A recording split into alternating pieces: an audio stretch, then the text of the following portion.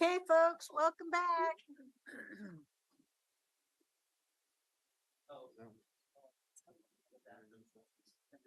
We are live with the afternoon work session for today.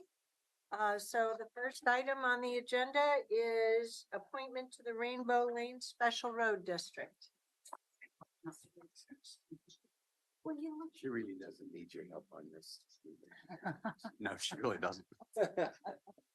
Right? Right, yeah. You notice Todd didn't come. Good afternoon. Oh, sorry. Good afternoon, commissioners. We are here today to talk about a member reappointment for the Rainbow Lane Special Road District. I come before you every year with an appointment for this district. Rainbow Lane is in District 3, Commissioner Rogers' district, and they are a local access, and as such, they are at the bottom of the road priority matrix. And so this road created a special district to fund their maintenance. And they have 3 members, and the members have 3-year terms, and each year one of those members is reappointed, or a new member of the residents of the road is elected and appointed. And so we're here to discuss that. So next, please. You got the slide. Oh, thank you. 3 positions, 1 vacancy each year. Allison Crace is the member who we will be requesting reappointment for this year, and her term is 3 years, expiring 2026. And that's the entire presentation. Succinct. Do you have any questions? No questions. Commissioners, are you ready to have this appointment moved to the agenda? Okay. Yes. Okay. Okay, great. Terrific. Thank you for your time. Thank you too. Okay, next we'll move on to the 4th topic on our agenda, which is the North Plains Urban Growth Boundary Expansion Ordinance Process Options. Good afternoon, Chair Harrington and members of the board. My name is Erin Wardell, and I'm the Planning and Development Services Manager. Purpose of our presentation today is to review the urban growth boundary expansion process for cities outside of Metro, update the board on the process City of North Plains is going through, review the expansion process and county timing in light of the referral of the city's ordinance to the voters of North Plains. And then we're in a little bit of uncharted territory here, so we need to receive board guidance on our next steps and your preference for timing of hearings coming forward. So to start with, the typical urban growth boundary expansion process outside of Metro is outlined on this slide. Step 1 is for a city to initiate the urban growth boundary expansion process and do all the necessary technical analysis and then adopt a local ordinance. The second step is for the county to then adopt their own ordinance, updating the county's comprehensive plan documents to match the city's action. Step 3, the State Department of Land Conservation and Development and Land Conservation and Development Commission acknowledge those decisions. If there are any appeals, those appeals are heard by the Court of Appeals, not the Land Use Board of Appeal. So it's important to note that those 2 local ordinances go together for state acknowledgement, and then the appeal would go directly to the Court of Appeals. In this particular case, since there has been a referendum, enough signatures were gathered and certified to refer this to the voters, the city's ordinance is essentially stayed. So step 1 has not been completed at this time. It may not be completed if the voters reject the urban growth boundary expansion in the May election. The county has been involved for a number of years in North Plains process, and I think it's important to note that our involvement and work with North Plains, of course, goes back beyond 2019 as well. But in 2019, the city notified county staff that they were interested in pursuing an urban growth boundary expansion on this timeline. County staff participated in their technical advisory process between 2019 and 2023.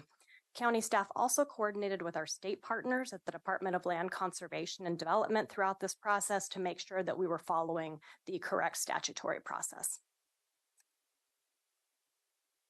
So this slide outlines the county and city timelines that got us to this point today. So on August 9th, the City of North Plains Planning Commission recommended adoption. On September 5th, the North Plains City Council held their first hearing. They then had their second hearing on September 18th and approved the ordinance at that hearing. That is the action that is now subject to the referendum.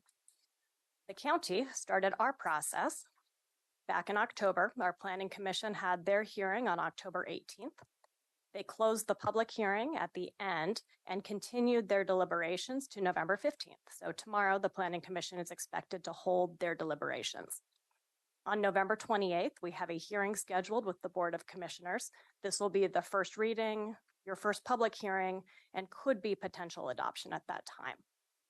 DLCD and LCDC acknowledgement would follow completion of both the city and county ordinance process again.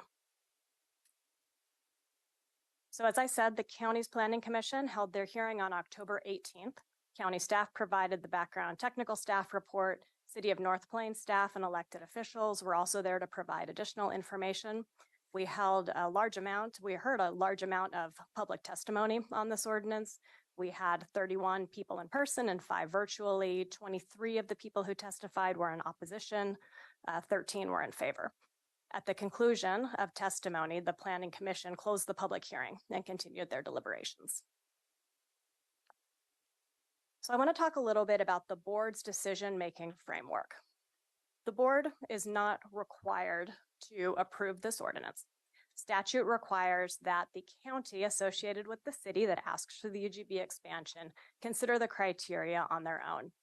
It's important to note that the county's ordinance is not an approval of the city's ordinance. It is actually a change to our comprehensive plan documents to reflect that the urban growth boundary of the city has been expanded. The county's decision must be based on criteria, and that criteria is statewide planning goal 14, urbanization, state statutes guiding the technical process that you have to do to determine need for an urban growth boundary expansion, the prioritization of land exercise that the city has conducted, and any other associated and adopted county policies.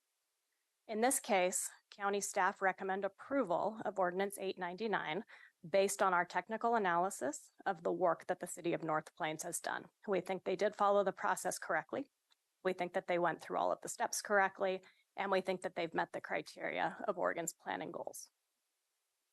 With that said, the board may wish to consider waiting for resolution of the city's ordinance vote before you choose to take that action.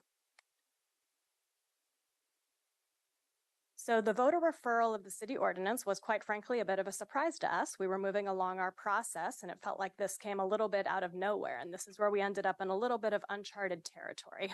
So referendum of local ordinances is allowed by Oregon State Constitution.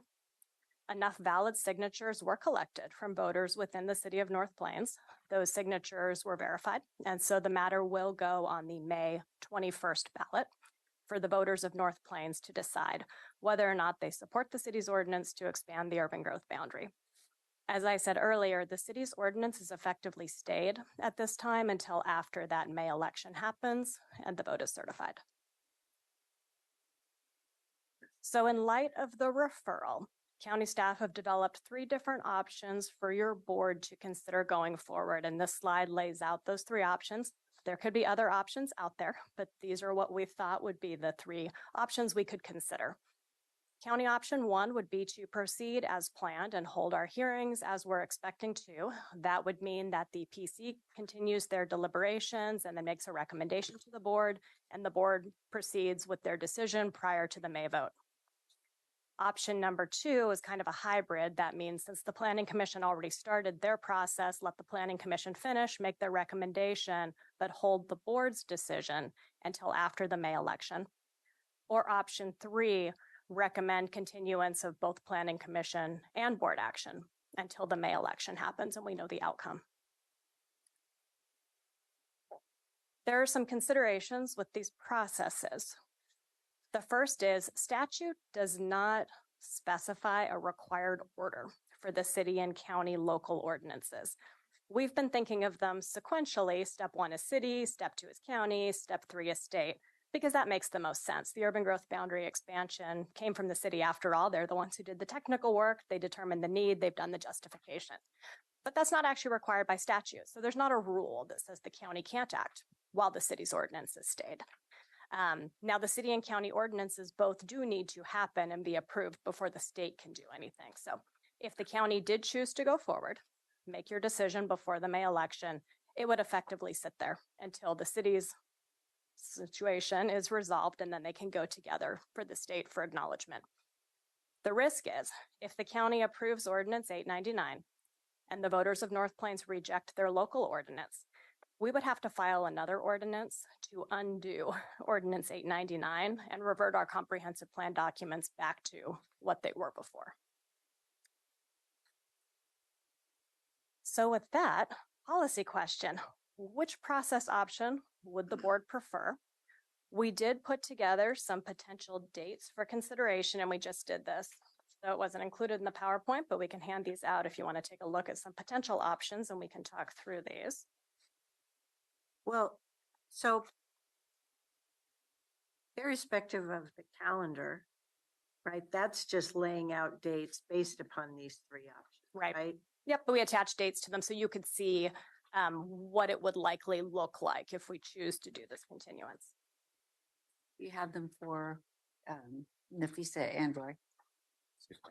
Or that. We can try to email, or I can talk through it. So the Planning Commission is holding a hearing tomorrow that's already been scheduled. It was continued to a date certain. So with option one, which is PC and board take action before the May vote, our proposed dates are November 15th for the Planning Commission.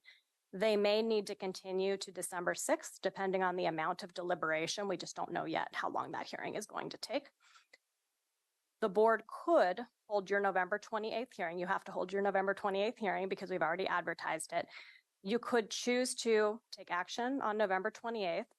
If the Planning Commission continues to December 6th, you may want to continue to January 23rd or January 30th in order to let the Planning Commission process complete. But in this matter, the Planning Commission is advisory to the board, and so the board could choose to do otherwise.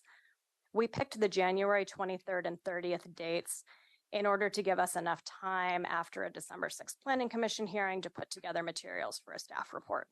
So that's option one. Theoretically could be done in November or January for the board. With option two, the Planning Commission hearing would happen on November 15th, possible continuance to December 6th. The board would then likely continue to July 16th. And the reason we picked July 16th is after talking to our elections staff, June 17th would be the date that the election is certified. So we want to make sure that the board hearing happens after we know for sure the results of that election. And then option three, continuing both processes. Planning Commission still has their hearing tomorrow. They could continue to June 26th, and then the board could continue to July 23rd.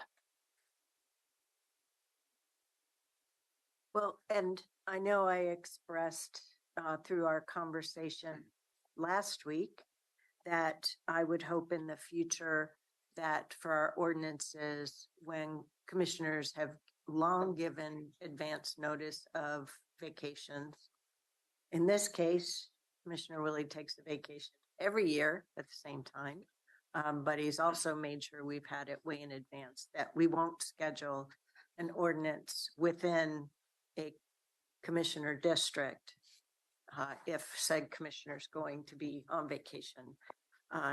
So I just wanted to make sure that was in the mix. That's where November 28th, from my standpoint, even if we didn't have this, I would want us to continue it until January period. So that's just that. So, okay. So thank you for putting this information together and including the policy options. I'm going to assume, since all commissioners have their own monitors, that we can take the options down from the screen and just have the opportunity to see one another and go around to the 5 commissioners and see what questions might you have and or a option preference? Who would like to go first? Oh, I'll jump in the fray. I don't mind getting us going.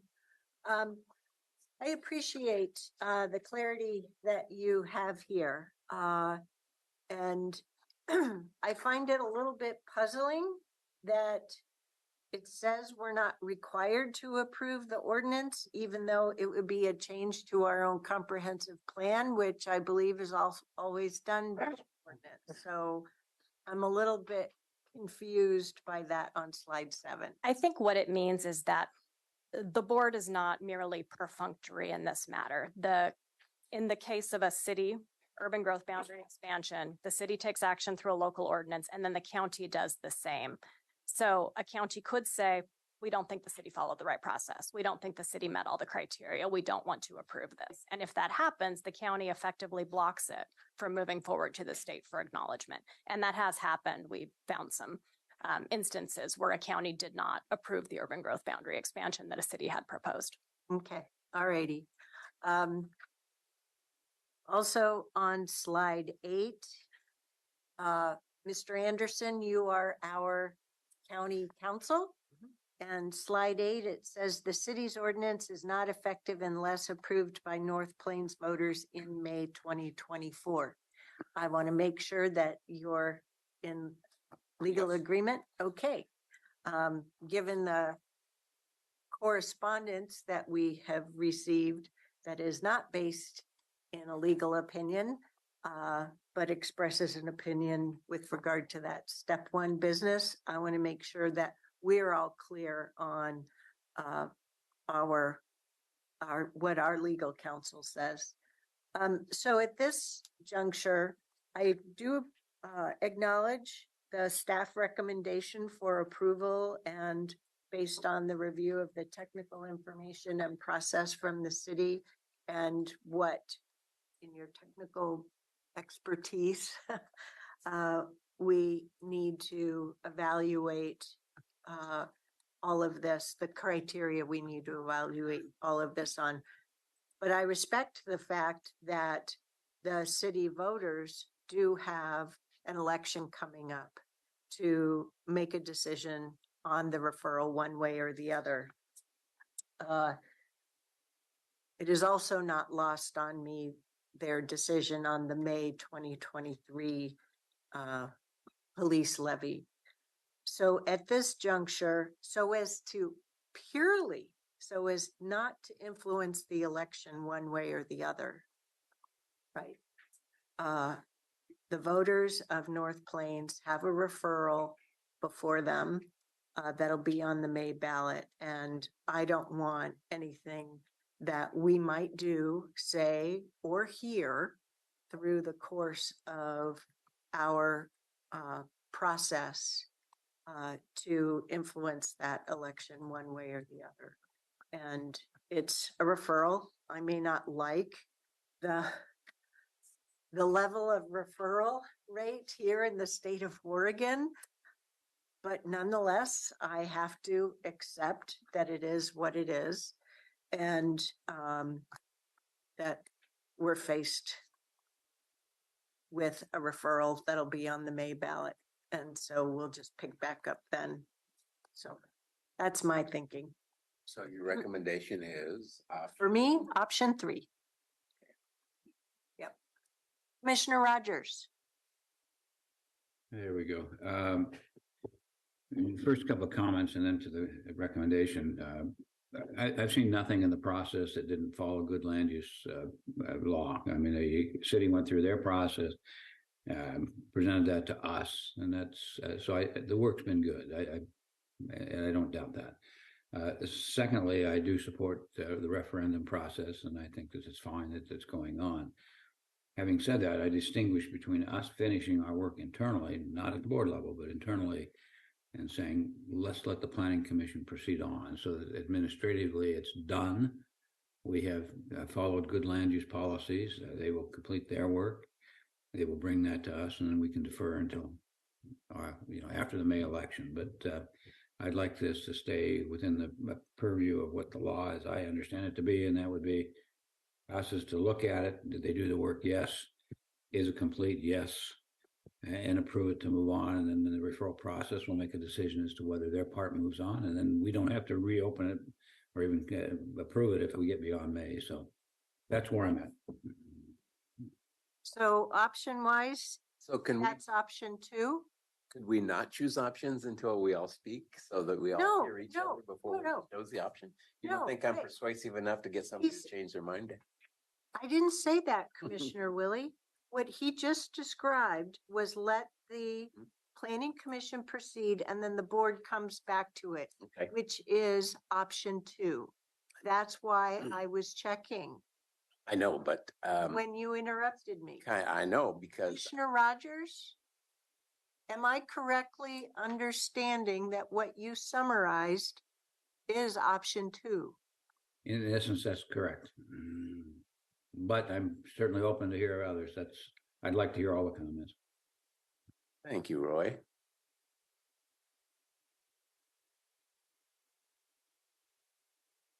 So despite what you may have heard, you are each independently allowed to state your opinions at this juncture. Otherwise, I will call on you. I'm waiting on Nafisa. Thank you. Yes, Chair, I have a question. This morning, I received a letter from North Plains, and I think there's maybe I'm paraphrasing or misunderstanding what's the content of the letter. Aaron, I'm wondering if you saw that letter, and then if that's yes, I'm wondering what the disagreement is that they're pointing out. And then 2, what exactly are they asking in terms of the options that are listed here? I did see the letter, but I think I'd ask county council to respond to that. I think the disagreement is primarily legal and has to do with the order. Right. There's much said about step 1, step 2, step 3. That piece from our perspective is somewhat irrelevant because 2 things have to happen for it to go to DLCD, and that is city approval and county approval, or passing of ordinances. And so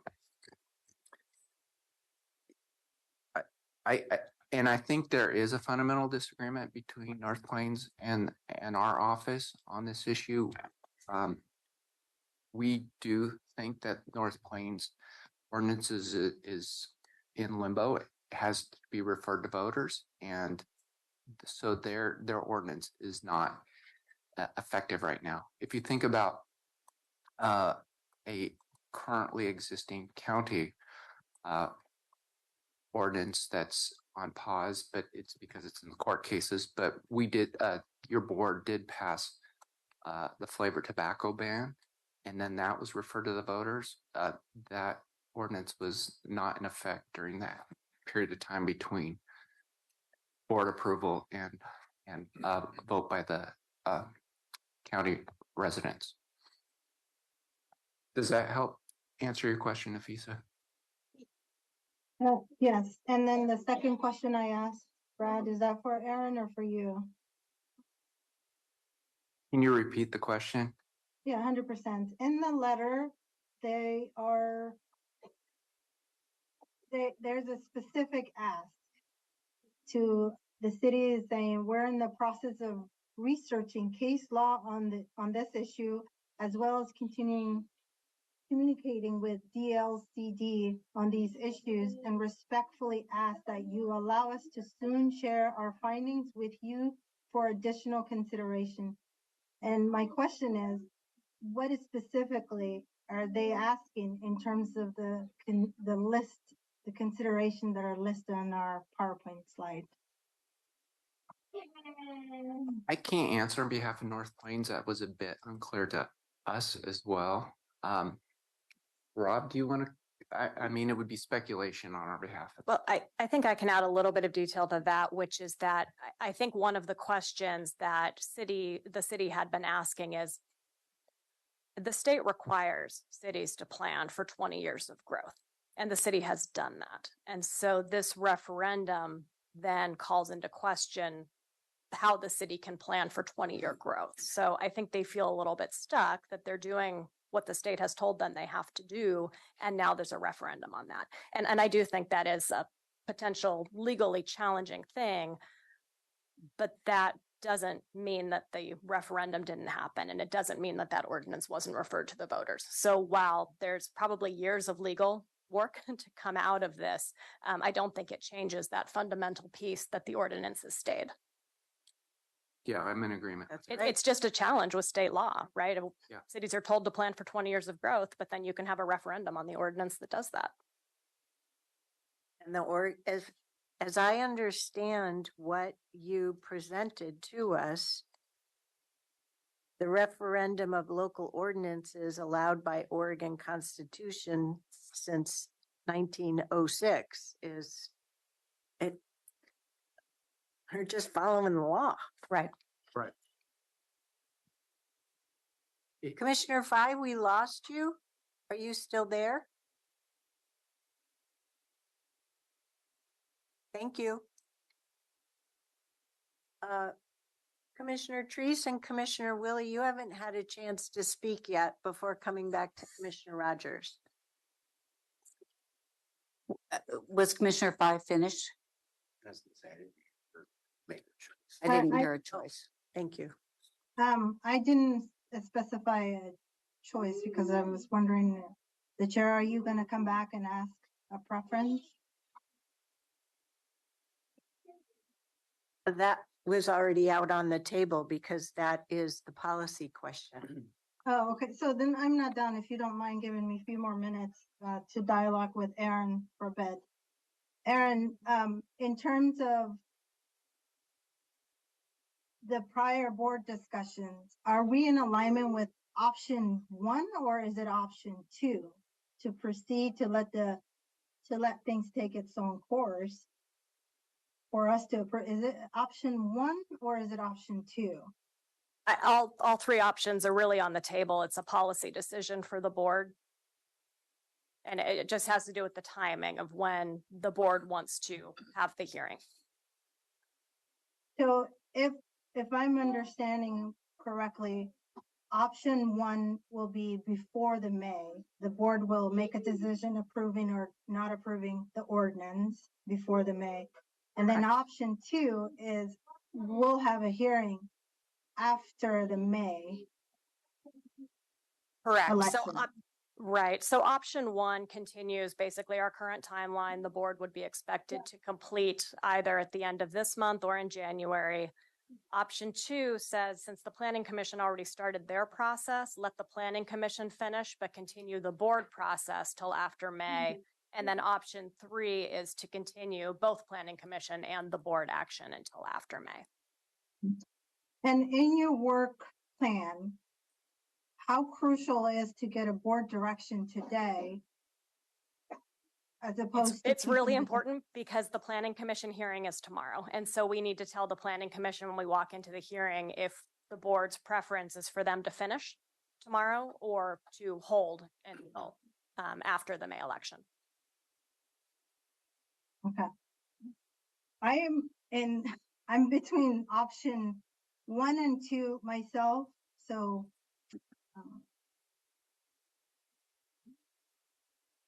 I don't know what that means, Commissioner Fye. There isn't an option 1.5.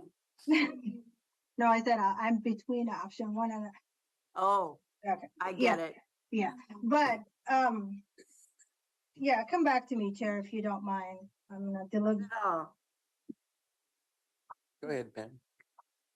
So,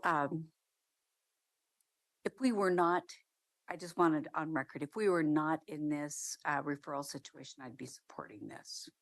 So I just want to state that first. But since we are, life changes, changed with the tobacco situation, things, that's the system we're in. I also feel very strongly about the planning commission's work and the importance of that work and their recommendation to us. So I am going to be in favor of option 2. Okay. Well, what I've been saying all along is that North Plains has been working on this for several years. And they've checked all the boxes. We don't have a problem with if they comply with what the state is asking them to do. The planning commission is going to need to move ahead and ratify that. Unless there is a problem, which I don't think there is, and then we move ahead. And the reason why I'm saying that we should just continue, because we shouldn't be involved with referendum with the tail wagging the dog. So our job is to say, have they complied with it? They have. So we move along and we let the referendum do what the referendum does. And to me, neither of our, that decision doesn't have an impact on the voters, whether they agree or disagree, because I don't think it's whether or not North Plains complied with the regulations on this. That's going to sway them. It's going to be whether or not they agree with the people who have gotten the signatures for the referendum. It's not going to be about whether Washington County approved this or not. We are at this juncture. We are ready to do this, and I don't see any reason why we should delay. And the other part of it is, I just don't like an outside force dictating to us what it is that our job is, because we know what our job is. It's to make sure they comply, and they do. So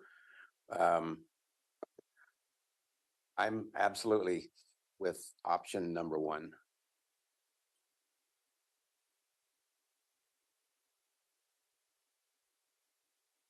Commissioner Rogers.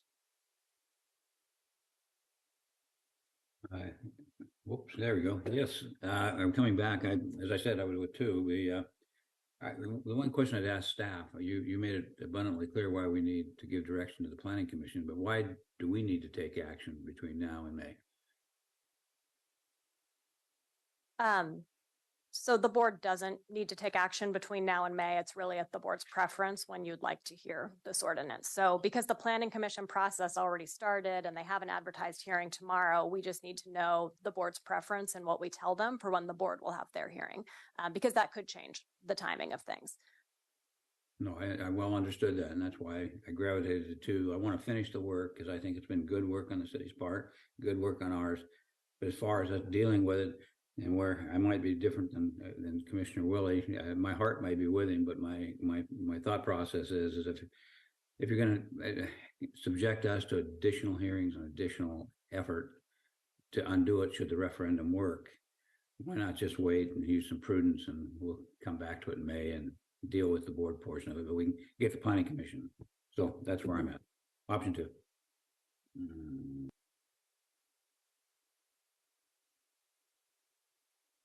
I'm comfortable with option two as well. I don't know how the result of the planning commission deliberations and or recommendation to us might be used through the course of that referendum election, which is why I preferred option three. But, option two works as well. I just want to respect the fact that there is a referral process here and we have to follow it. And so go do it. We have to let them do their thing, but that shouldn't dictate what we do. So I'll wait for it, Nafisa. Thank you, Terry. I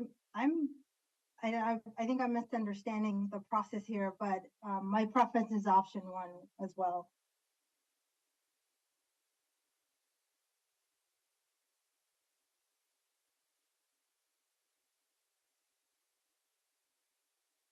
Okay.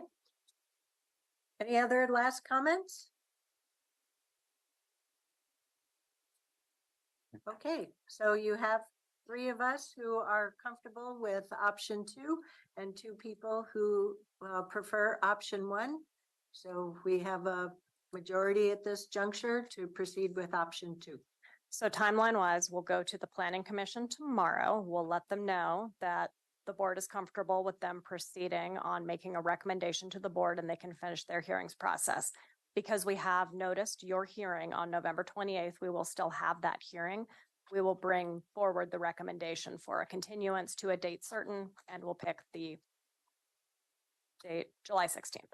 Why can't the board choose to just pull the ordinance or just have the first reading, or is it a first reading and just have the reading and delay the public hearing out into the future? So that's not how land use ordinances work as far as the So hearing. who made the choice to put it on the agenda on November 28th? That choice was made when the ordinance was filed. So that was made a long time before we even knew there would be, if we had known Yes, the yes, referendum was a possibility, Right. The different filing choices may has to have been happen made. like So 120 days before the planning commission. exactly. So Right. we had already Thank picked that you. I board needed date. that Right. reminder. Right. Yeah, Yes. I'm with you. I'm with you. Yeah, I mean, technically you could, you don't have to have a hearing, but it has been noticed already. That's- Yeah. Oh, I'm right there with you. Mhm. Okay. All right. So related to this, we previously had a rather lengthy letter from the mayor and the city council president. And I authored a draft letter for your consideration to acknowledge receipt of that letter. We can choose or not to have it also acknowledge this one of this morning. So let's see who it's addressed to. Yep, it's to us. So what I wanted to do is provide the board with the opportunity, while we have all 5 of us, to acknowledge the receipt of the letter and to go from there. Do we need to acknowledge the receipt of both letters? That's what I was just trying to Yep. speak to. It's up to the board if you want to acknowledge the one from this morning as well. But I would also, oh, darn, there we go. Hang on a minute. I misplaced my hard copy, so I have to bring up the packet again, which I will do.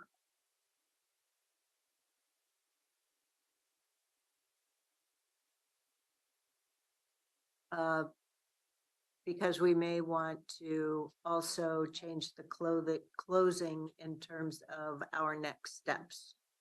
So right now, I drafted up a letter to thank them for providing us with their detailed letter outlining their process and current status and the concern that they communicated, to outline that we have discussed the topic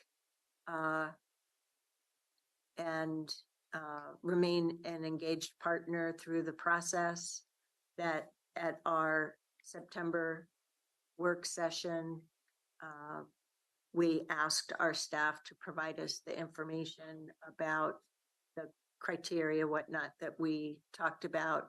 And at this juncture, we might want to consider having another closing item here that says that in light of the referendum process, we've chosen to postpone board action until after the referral process, and we'll come back after the result of that. Or we could choose to not say anything. I think my guess is that there'll be eyes on what this Oh, yeah. discussion has been. So that's obvious. And the only other change, I don't know that we need to include that. The only other change I'd make is in the first paragraph, I'd say detailed letters instead of letter. And that addresses both that were sent. Well, I don't, the second one was really detailed, but Well, then you can leave it. but it's an easy one Writing to us do. letters. Yes. So I just did that. Okay. Oh, Commissioner Rogers, your hand is up. Sorry. Yeah, it was up before, I think. I didn't take it down. I apologize. Oh, okay. My fault.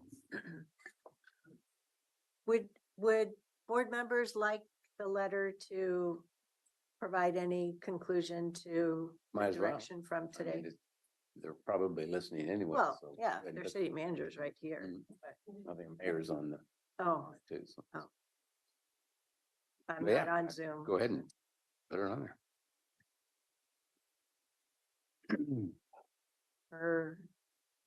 How about this, per our board discussion at work session of November 14th? The board will pause consideration of the ordinance of, what's the ordinance number, Aaron? 899. Until after the certified results of the of the referral expected on the May 2024 ballot. Is that simple enough? Want me to read it back?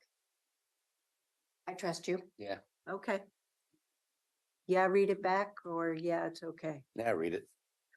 Per our board discussion at work session of November 14th, the board will pause consideration of ordinance 899 until after the certified results of the referral expected on the May 2024 ballot. Is that reasonable? Read it. Okay. Okay. Can I say one more thing, or maybe two things? One, maybe part of the letter, and I don't know if it fits at all, would be, it's also based upon our legal advice. I mean, that's what we're hearing, is that we need to be understanding that there's a difference of opinion, and it's said it, so deal with that as you want in the letter. But I think more importantly, I know I probably only echo the comments of everyone else, is that the city of North Plains has been a terrific partner. I mean, they've done everything right. They've done exactly what they should do under state law. And so I think it's unfortunate where we find ourselves, but I certainly wouldn't want anyone to take away from our meeting that we think that they've done anything wrong, because they haven't. They've followed exactly state law, and they've got caught within the referendum process. So I guess that's enough said, but I think they need to know that.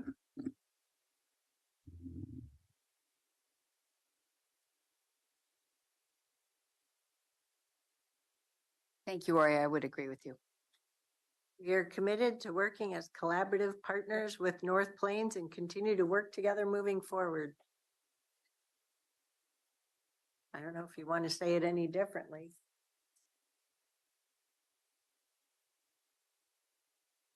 Okay. Okay with the letter? Mhm. Okie dokie. I'll do. Thank you, staff. Thank you, Stephen, for fixing my typos. Go to this, Aaron. Okay, so at this juncture, what we learned what we reinforced through multiple sessions is the board needs a break somewhere between 2:30 and 3. So we can either start the next subject and then take a break somewhere between 2:30 and 3, or take a break now.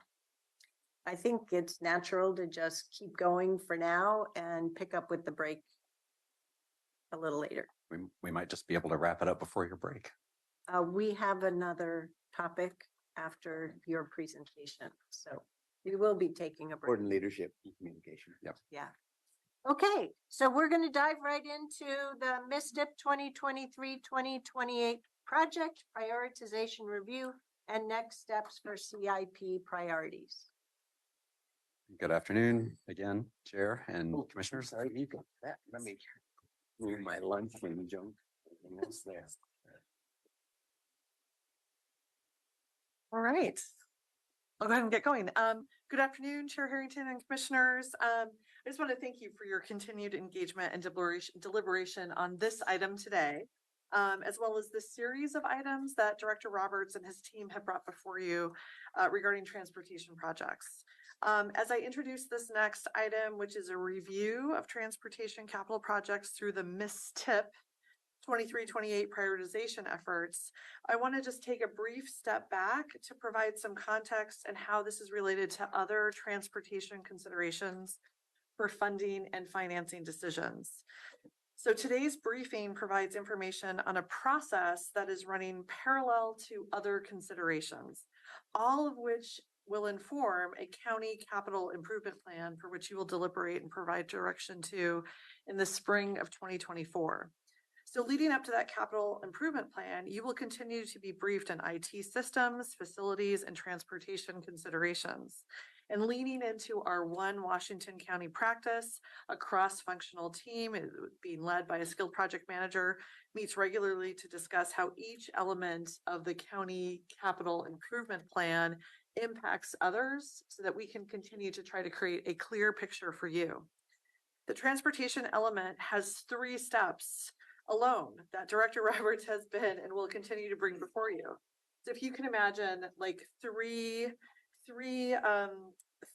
strands that make up the transportation element of the CIP. So the first strand is addressing prior MSTIP projects. So 3D, 3E, bonding, and cost sharing with hopes for a January decision date by this body. The second strand being a plan for future transportation capital project priorities, which will come back to you again in January for a decision date. And then consideration of programmatic allocations, which will come back to you in February of 2024. So each month, as we provide these monthly briefings, we want to reassure you that we have a plan to get that so that you have to ensure that we have the desired outcomes are clear to you, project delivery timing is communicated, and that the proposed funding amount and strategy is also clear. So we hope to develop a cadence where each month you receive a briefing on one of these co-occurring elements so that you are prepped, have time to deliberate, and provide direction by the decision date. So, with sound direction and guidance and advice from the chair, I want to reassure you that Tanya and our entire executive leadership team are also developing a comprehensive initiative schedule that connects these dots across all of county operations and gives you a look ahead to critical decisions and how they relate across the county.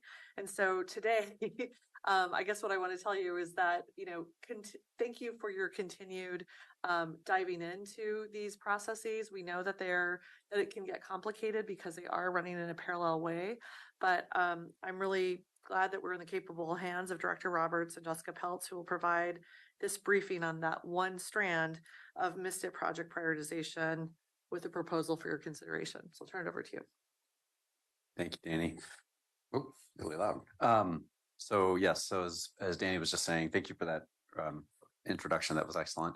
So really today we're wanting to, while we continue working with finance and the county administrative office, working to develop funding and financing strategies for our looking back projects, the MSTIP 3D, 3E, and bonding cost sharing projects, we also need to be looking forward at the same time. So as Danny was saying, these will all come together and it'll be amazing at the end. So appreciate you bearing with us. And one of the primary... Got a high bar there. That's right. I was thinking. Stay tuned. Done. Well, that would be a good start. Thank you.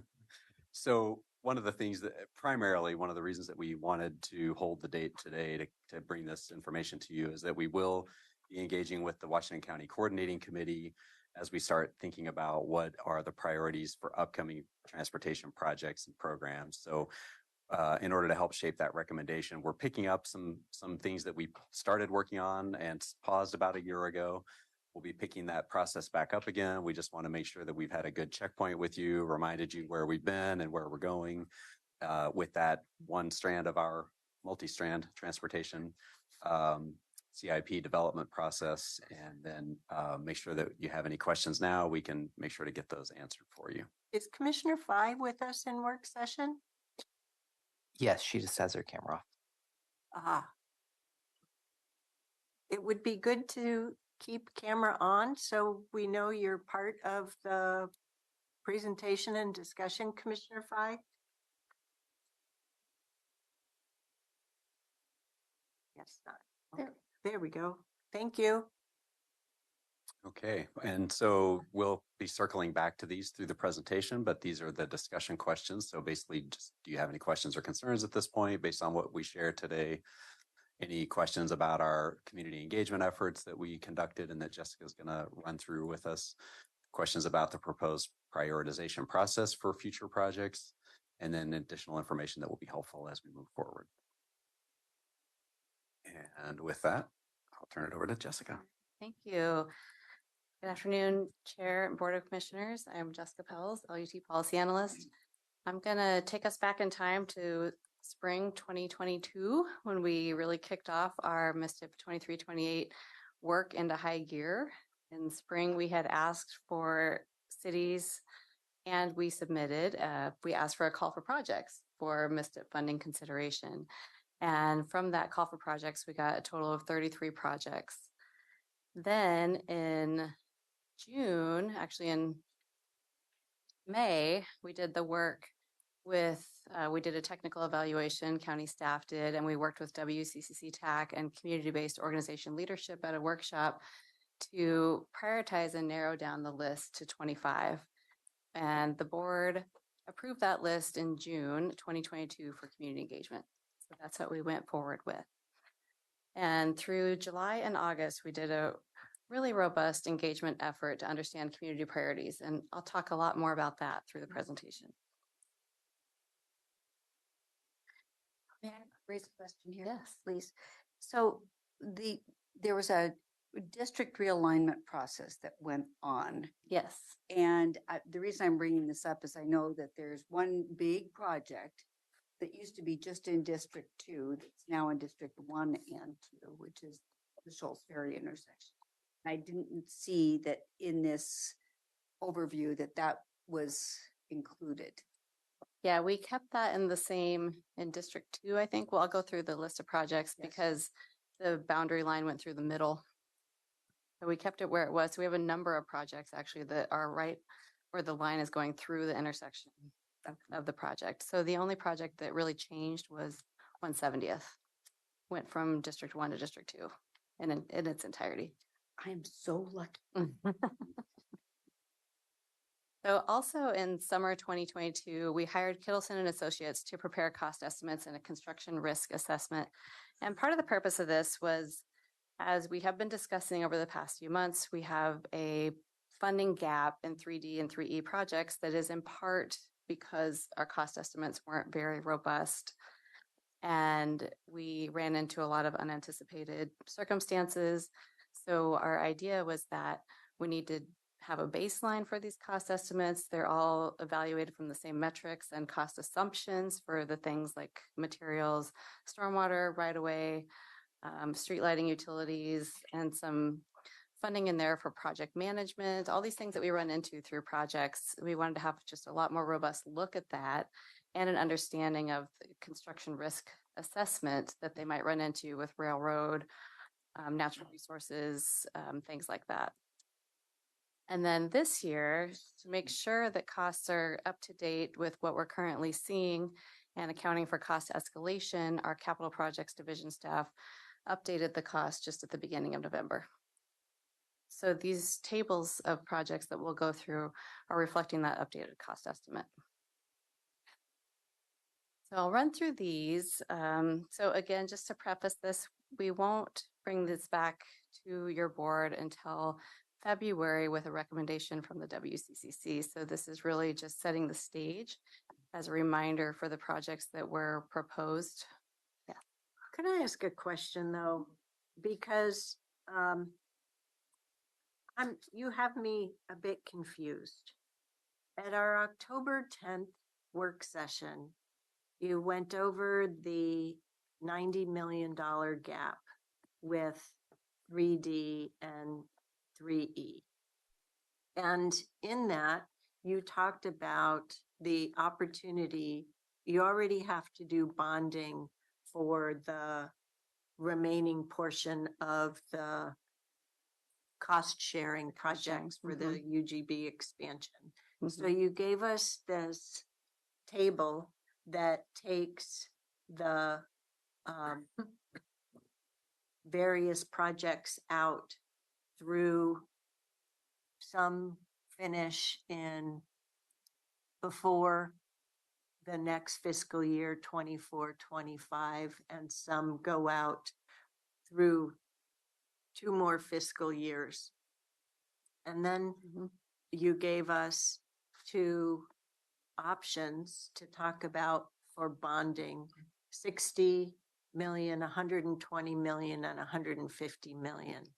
So I said what I said then, but what gets me is the recommendation from staff to the board was that 60 million that would close 2/3 of that 3D, 3E gap. So I'm just looking, I'm just trying to use that as an illustration, right?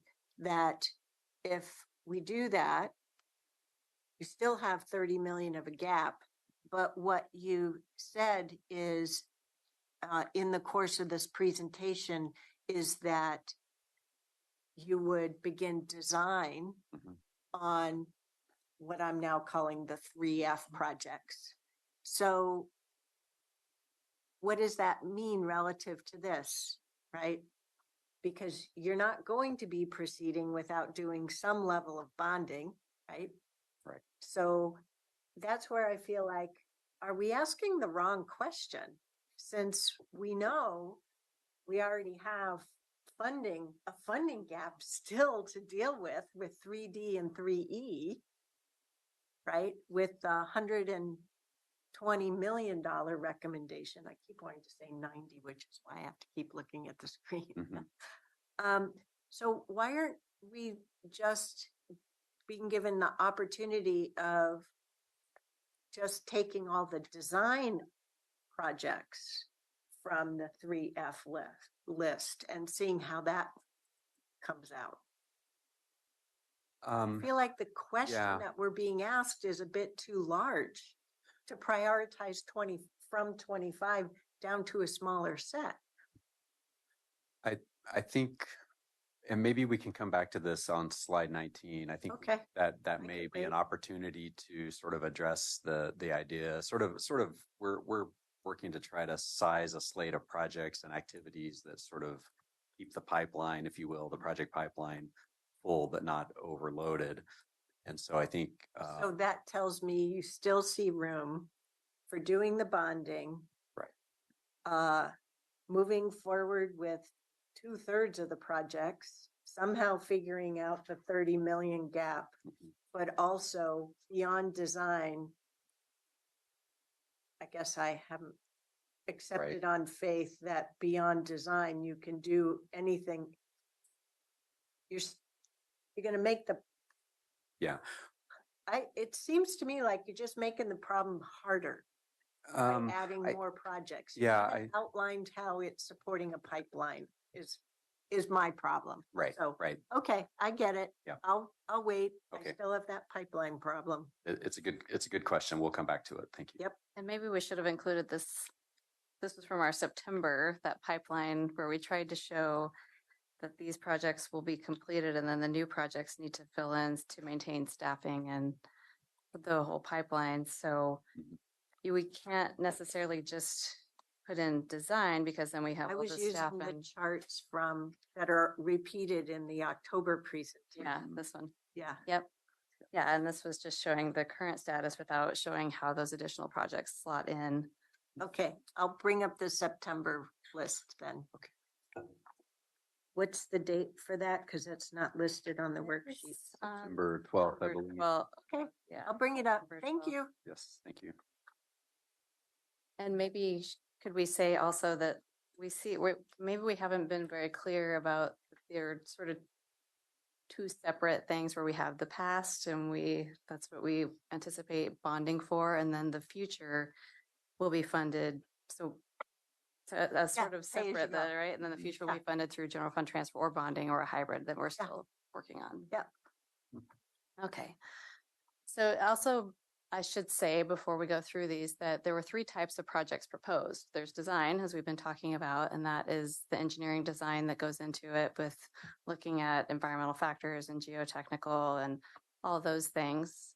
And then there's final design and construction, and then there's match. And the match is a large project match that would be for a federal or state grant that would fund the majority of it, but typically capital construction grants require a 20% or more match. So for District 1, again, project D103 that used to be here is now renumbered to D208 in District 2, and that's 1/70th. But in District 1, we still have Alexander, final design and construction. And so where it says final design and construction, that is typically where the project was previously funded for design through a previous MSTIP allocation. 185th Avenue would be preliminary design. 205th Avenue Bridge, we final design and construction or match. And we have applied for a grant funding for the bridge part itself, but would still need funding for the street improvements. Farmington Road improvements would be match. Allen Boulevard would be preliminary design. And Beaverton Downtown Loop would be preliminary design, construction, or match. District 2 includes Saltzman Road, Beaverton Hillsdale Highway, Olson Road, Shoals Ferry Road intersection improvements, several segments of Walker Road, the 185th Avenue Max Light Rail Overcrossing project, that would be a match. Northeast Walker Road, now that one's in Hillsborough, preliminary design, final design, and construction, and then 170th moved over from the District 1. District 3 is Basalt Creek Parkway Extension for a match. Edie Road, Greenberg Road, Herman Road, Cypole Road intersection, and Herman Road improvements, and Tualatin Sherwood Road, Boones Ferry Road intersection. Those would all be preliminary design, final design, and construction. And then Boones Ferry Road between Tualatin and Wilsonville, or between Tualatin and the interchange, would be preliminary design.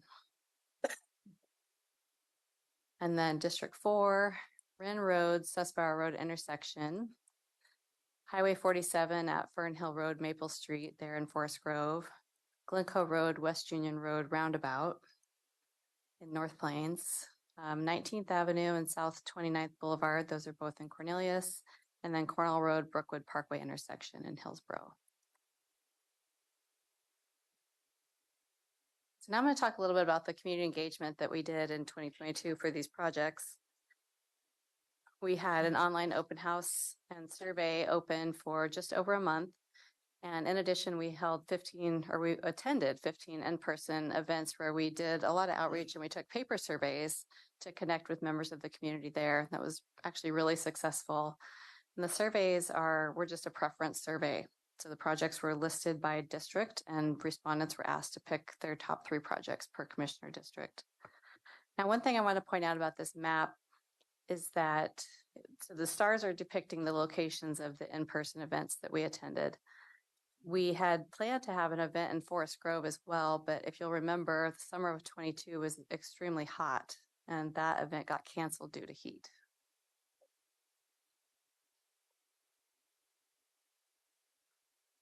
So the community basically supported all of the projects. Everyone was excited about something on the list.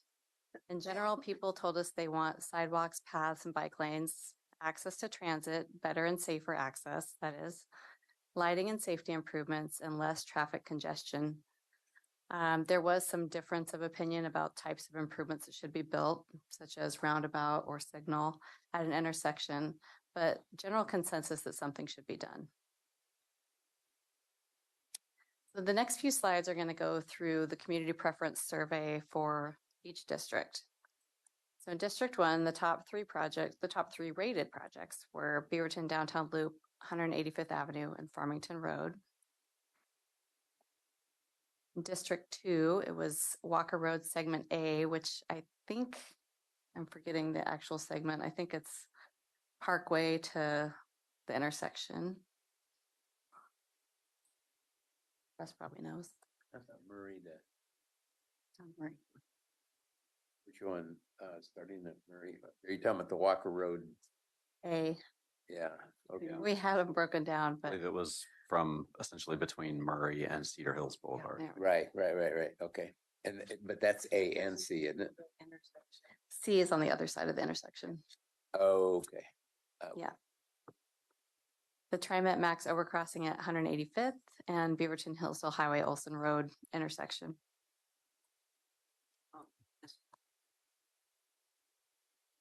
In District 3, the top three rated were Boones Ferry Road improvements, Greenberg Road, and Twalton Sherwood Boones Ferry intersection improvements. And for District 4, the Highway 47 Fern Hill Maple Street improvement, Glencoe West Union Roundabout, and Cornell Road Brookwood Parkway improvements.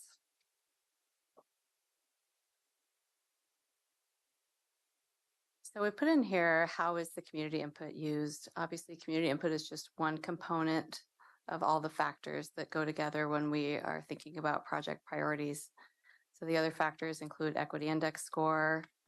We didn't talk about that today, but we had an equity index map done where we could find out the equity index for the neighborhood and the demographics and the overall score of where projects are located.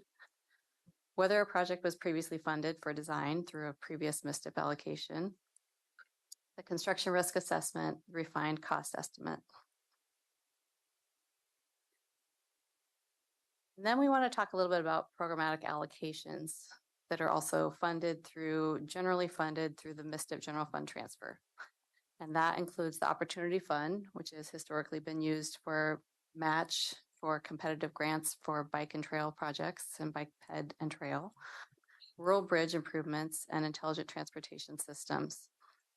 In addition, this year we would like to recommend the board consider a allocation for a large project match for those large federal and state grants, and or MSTIP program contingency that can help address some unforeseen circumstances. Didn't we do something like that already last year?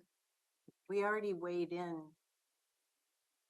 on providing yet again another allocation while we delayed this 3F process. Right. That was geared toward what we call the Opportunity Fund. So that was typically the smaller kinds of projects, for bike and pedestrian. So the Opportunity mostly. Fund, it really has been spoken for beyond 3D and 3E. That's correct. Thank you. Verifying. Mhm. So we have some questions about the MSTIP program, and to go through those, do you have any questions about any of the proposed projects that were proposed for MSTIP funding? Do you have any questions or concerns about the MSTIP programmatic elements? And would you like to consider adding a new programmatic allocation for large project match and or contingency? So I'll jump in. I did look back to the September presentation and slide 89, and I still don't see how your recommendation for bonding delays construction of 3D and 3E, right? So this slide that you're referring me to, the pipeline doesn't proceed as is. So I feel like we really should be prioritizing to a smaller list, given the degree of delay that's involved, because all we would be moving forward is pushing out more. I don't know if it's a good thing to push out more preliminary and final project design, but being held up with the right-of-way acquisition and permitting and the construction.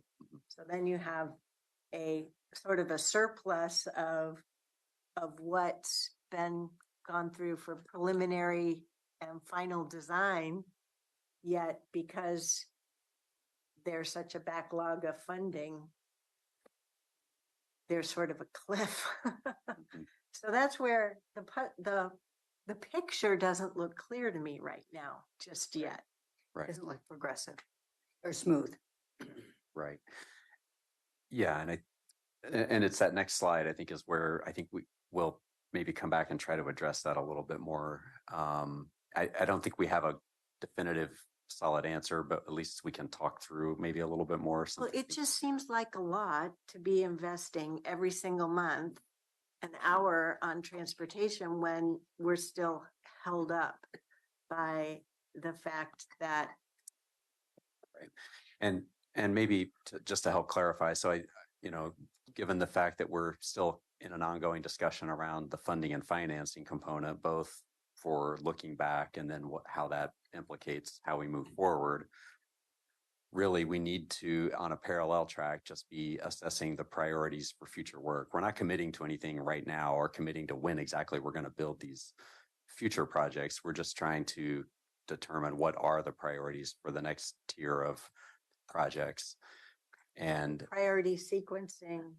And then we'll come back. I think we can come back with more detail about perhaps the sequencing of how those fit within the pipeline. And maybe a helpful analogy. I've been thinking about what you're saying, and we actually spent some time yesterday talking through how are ways that we can help visualize or illustrate how this process works. And the best analogy I've been able to come up with is that this process, it's like three-dimensional Tetris. And so we just find there are opportunities that arise because project A perhaps got hung up for some reason that we hadn't anticipated. So let's advance project B or C because it's the right size and we can deal with it now. That doesn't mean we're not going to do project A, but we may have to come back to it and it'll work its way through the process. So it's a process of continuous change management, quite honestly, project program management, I should say. So I think that we're really just looking to say, irrespective of the timing and exactly when a project happens, what are the priorities? Like, help us understand what are the things that we as a county feel are those top project priorities. And then we'll come back and work through that funding and the financing and the sequencing process as we go. Yep. I'm much more comfortable with this. I just want to make sure that WCCC members don't confuse priorities, identifying a top priority list as these are all going to follow this sequencing. So, right. Yeah. Yes, that's really helpful. And I appreciate your comments because this is really important. I think this is something that we really need to be articulate about. And I don't think we have been exactly yet. So this is really helpful to be able to talk through this. I am far more comfortable now with what you're seeking. Okay, great. Got it. Thank you. I have a question. In the not too distant past, I remember having discussions about balancing MSTIP funds by district. Do we not do that anymore? And the reason I'm asking the question is it makes me really uncomfortable when I add these numbers up and I see the imbalance in relationship to District 2. And that's also why I asked the question earlier about shared district issues. So I want to know now if we're going to be going back to that process of trying to balance. I understand it comes in 2 more slides. Oh, well, it comes in 2 more slides. Do you want to say anything more about this one before we? Yeah, refer to prior comment about three-dimensional Tetris. That's like one element. I think we'll need to work together to figure out how to, one of the program priorities has been to geographically distribute the funding. a Yeah. tool that the board, a policy tool the board has chosen to use has been to roughly equalize distributions among the 4 commissioner districts. And so that is yet another factor in terms of how we establish what those project priorities are. So that's one of the inputs into that Okay. sort of complicated process. Not very good at three-dimensional. To say, isn't Tetris a little dated? I'm a little bit, that's my generation though. Just wondering. Right. Can you Sounds hum like the something I music might though? say, but Yeah. So Okay, let's I move think, on. yeah, so we'll move on. So I'll just touch on this slide here very quickly. So I think, and we actually spent some time talking about this image yesterday, that maybe it's not super helpful for its intended purpose without some explanation, but you've seen this before. And so the idea is that as you look at a single project, which is the bold white line there's a kind of spending arc that it tends to follow. It starts off relatively inexpensive in the design and phase, and then moves into a more quick spend at the right-of-way phase because you're actually starting to buy property and completing that final design work. Then you move into construction, and obviously that's the most expensive part of a project. The bulk of the money is spent there. And then as the project, certainly reaches substantial completion, then there's a pretty quick drop off in the project expenditures. So there's a financial component to it. This somewhat can correlate to a kind of workload effort as well, right? So again, from the county staff perspective, it's a relatively lower workload early. It hits a peak during construction and then drops off. So as you see in the background, there's some lighter lines, and the idea is that those are different projects that are just moving through the process. And ideally, what you'd like to see is that you're managing those projects in such a way that you're helping to manage the staff workload, helping to manage consultant resources and contractor availability, materials. You heard from Andrew earlier about switchgear. We've had those same kinds of issues, bridge girders and things like that. We have now 12 to 18-month lead times to get some of those major components. And so there are just many, many complicating factors, but our objective is always to try to have a pipeline that maximizes the utilization of our capacity, but doesn't exceed it. And Aren't you lucky we're not Los Angeles right now? yes, yes, indeed. And there are things, well, and that's a great point. There are things like that happen that also suddenly create big surges in demand for certain kinds of materials. And that may mean lots of the rest of us find our things on back order and it's going to take longer. So there is a lot of uncertainty that goes into this. And so really this is, I think, really helpful just in terms of thinking about how we're trying to manage this project. And that's where that three-dimensional game of Tetris is playing out in real time through this kind of continuous change process. And I do think that's an opportunity for us, I think, to do better in terms of our communication with the board, just about some of that working of the program, being a little more transparent about how that's happening in real time, not to overwhelm you with information, but maybe providing quarterly updates in a succinct way that just help to, shed a little bit of light on how things are going. And then I did want to address one other comment that has come up a couple of times. And so I know when Commissioner Rogers suggested some time ago, hey, we should go bond a lot of money before rates go up. He was spot on, of course. Rates have certainly gone up. But we, at the time, really felt we didn't have the capacity. And that was a combination of things, just sort of, we didn't have a financial need at that moment. In our minds, it didn't make sense to essentially borrow money to just put it in the bank. But we were also in a time of a very, very constrained environment in terms of contracting capacity, materials, consultants, and even our staffing. We have largely moved past most of those really critical constraints at this point. So we do have capacity to deliver the work that we're proposing to you. We wouldn't be bringing you something that we didn't have confidence that we can deliver. And so I just want to reiterate that point there that, while we're having these discussions about bonding now, we think now is the time and we do have the capacity to do that. Can I jump in on this slide? Please do. Could we stop calling it the 23-28 project list and just call it 3F? Yeah, so we're starting to do that more. We're referring back to 23, 28, because that's what we were calling it. Okay, but moving And I think forward. moving forward, yeah, we'll start referring to it as 3F. It just helps in that kind of context. Yes, yeah, no, Yeah. that's a really great point. Yeah. And I'm with you. Although I think our question is, can we still use it for the December 4th workshop? Because all the materials we produced last summer have I that don't branding care. on it. Is that okay? But once we get into Once we get out of advancing that, this, yeah, we will. Yeah. Yeah. yeah. So you're going to take over again. Back when we thought we would actually be doing this list of projects in 23 through 28. Mhm. So, So our proposed approach to the project prioritization, and I think that it's like prioritization is not exactly the right word, and I thank you for bringing that up, Chair. It's more like the list of 10 to 12 that we think can be done in the CIP period, not in priority order, but as funding and staffing and workload allows, then they would get slotted in the Tetris game of project management. Do you know what Tetris is? Yeah, I do. So on December 4th, our plan is to have a WCCC workshop to get the WCCC reoriented in all the projects and to ask for their preliminary feedback on their priorities to inform our staff recommendation to the WCCC and WCCC TAC.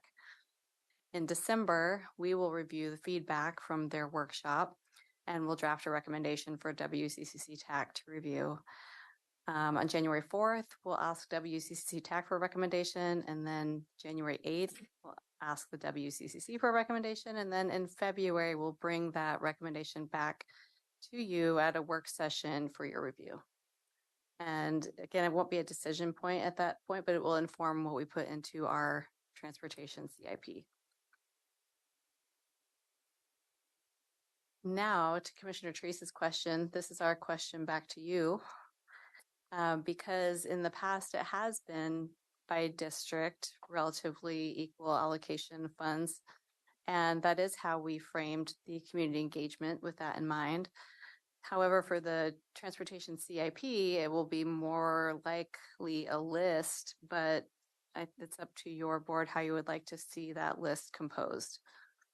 Whether the top 2 to 3 projects per commissioner district or top 10 to 12 overall projects regardless of commissioner district. You know, if I could just make a couple comments here. When I look back at what the votes are, for example, you look at District 2 and the votes are for the Beaverton Hillsdale Highway is number 1, and then the TriMet Max Overcrossing is number 2, and then the Walker Road segments are 3, 4, 5, but what the respondents probably don't know is how important it is to get that entire project done. So it's difficult to take the survey results and extrapolate those moving forward because it's not always. I think that there's other factors. I also think that when I add up District 2, it's like 159 million. It's double everybody, 2 other districts, and 3 times District 4. So I guess I look at it as being, I think it should be a combination of districts and what do we share as the top priorities? Mm-hmm. Because I wouldn't want to eliminate projects from District 2 because it's so high if that's a shared priority. So that's, is that a fair thing to say? What are your comments, or Roy and Nafisa? I just don't think it seems too weird to me to just have barriers up when we have such limited resources. It should be what are our priorities? so thank you. And we'll continue on with other board questions and comments and Okay. continue the discussion. We are.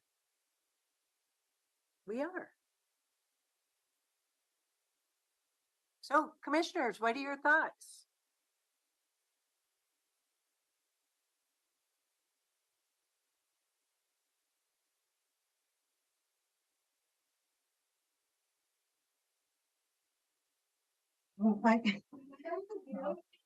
Were we both gonna jump in at the same time, Commissioner Rogers? No, go No, ahead. Go ahead, go ahead, go ahead. No, I'd rather hear your Please. thoughts, then I'll go in. The mic is yours, Commissioner Fye. Okay, thank you. This is a good policy discussion you started, Commissioner Treese. I appreciate your comment.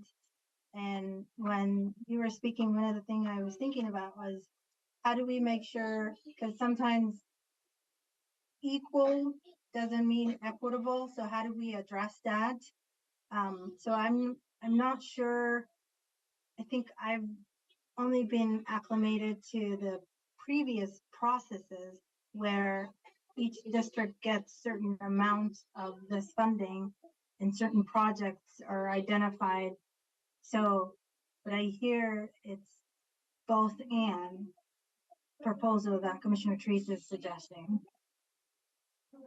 So I don't know how do we balance the past to make sure the future is also equitable.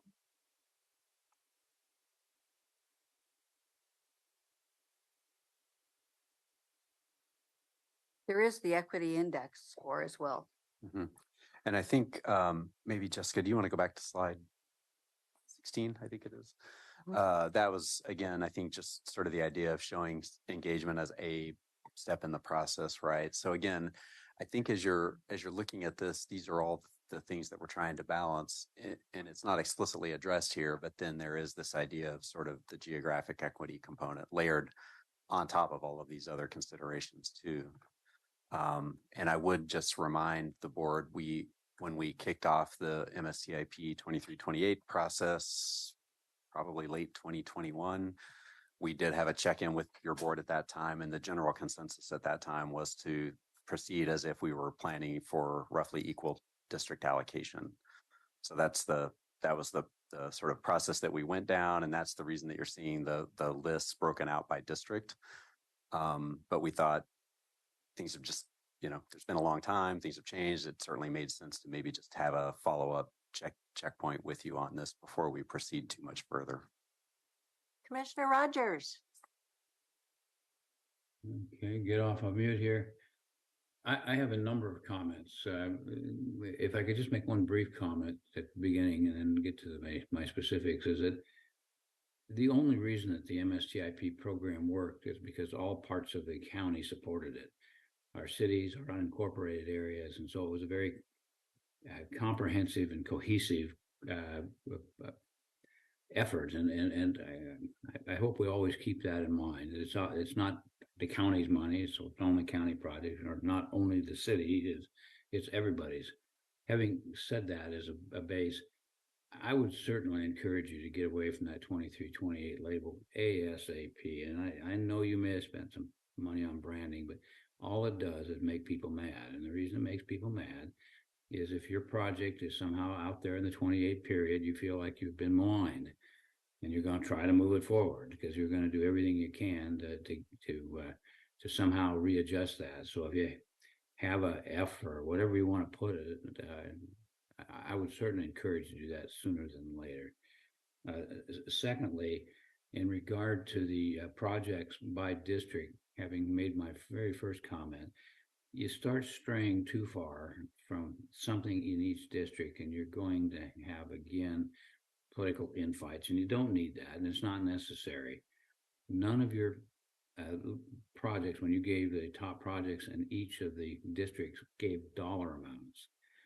So I don't know whether that's what Pam was getting at in her comments. I think she was looking at the overall, but if you were to pick two in one district and it was 80 million, and you pick two in another and it's 20 million, people are going to get mad. It's just the way it works.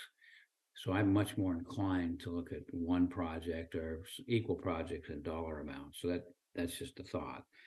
Three, in regard to the very, very, very successful strategy of looking at opportunities, I really think you need to pump that a bunch. When we first started that, we wondered how it would work, and it went fabulously, and so we kept putting more money into it, and it's worked at many multiples each time we did it. So I would certainly encourage you to make that an element that's maybe even stronger. For in regard to the inclusion of large projects, you're already oversubscribed. You don't have enough money. And Beaverton, I'm not picking on them, but they had a letter to us saying it was important that we look at Cooper Mountain. I agree with them, but that's not there on the, it wasn't specified. You throw that project in the District 2, which that's where it's at.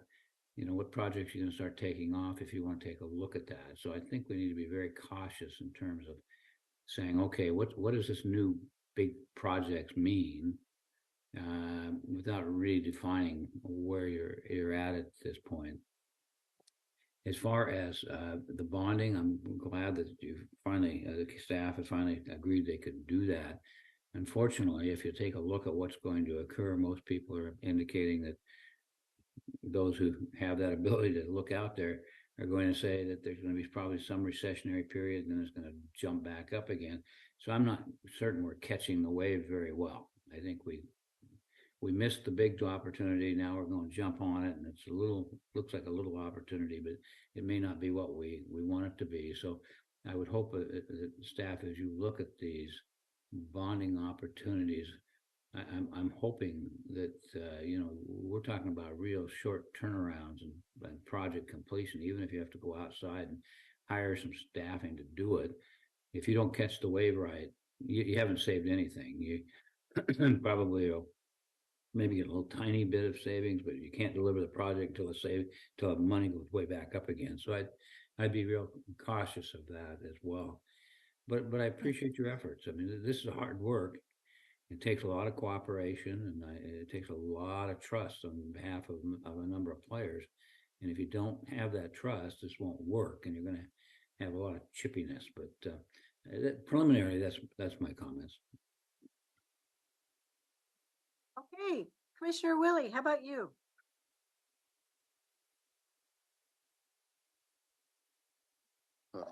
Very nice. You have to wait a minute. Well, this is just a great discussion. I don't know that I don't know that I have a conclusion on what I'm thinking here. I do like, I mean, I was listening to what Pam said, I was listening to what Roy said, and kind of the pros and cons of both of those. I would guess that if I had to choose, I'd probably choose A. So is that a short enough answer? Okay, so from my standpoint, my comments, as I made notes for myself this weekend, was that geographic spread throughout the county is important. But since the size, shape, topography, and evolution varies throughout our county, the district information is useful, but I don't see that it can be the sole factor. So that's why I'm not sold on A by itself, right? As Commissioner Treese was talking about, a combo. But there's another factor that I think is involved here, and that is a need for completion of a major area. Right? Project sequencing can be good for some things, but it can also be aggravating when something like a Walker Road is split up 3 different times. And so the community that uses that arterial or major collector, right, those roads that are on the roads of county significance, gets really frustrating for our community.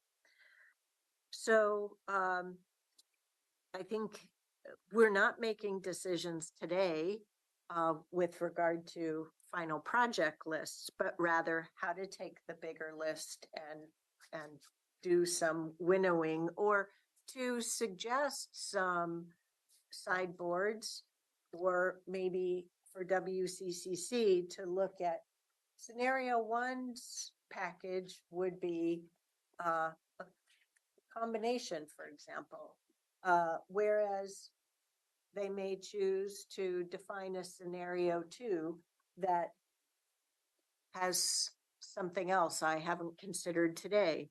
I don't think it's just take 10 or 12 of the list, irregardless of the district, right? It really comes down to the combination, right? That you were originally getting at, but that I was thinking of as I prepared this. But I'm also still wondering about how things look list-wise, sequencing-wise, based upon the $90 million gap and your, actually, I would take both of the recommendations. Maybe that's the difference between one scenario and a second scenario is one scenario uses the combo, but it's the lowest end of the bonding, right? And then because that gives you an idea of how deep of a priority list you really need to come up with, right? And then scenario 2 may be that second level of bonding, right? Still coming up with a combo, right?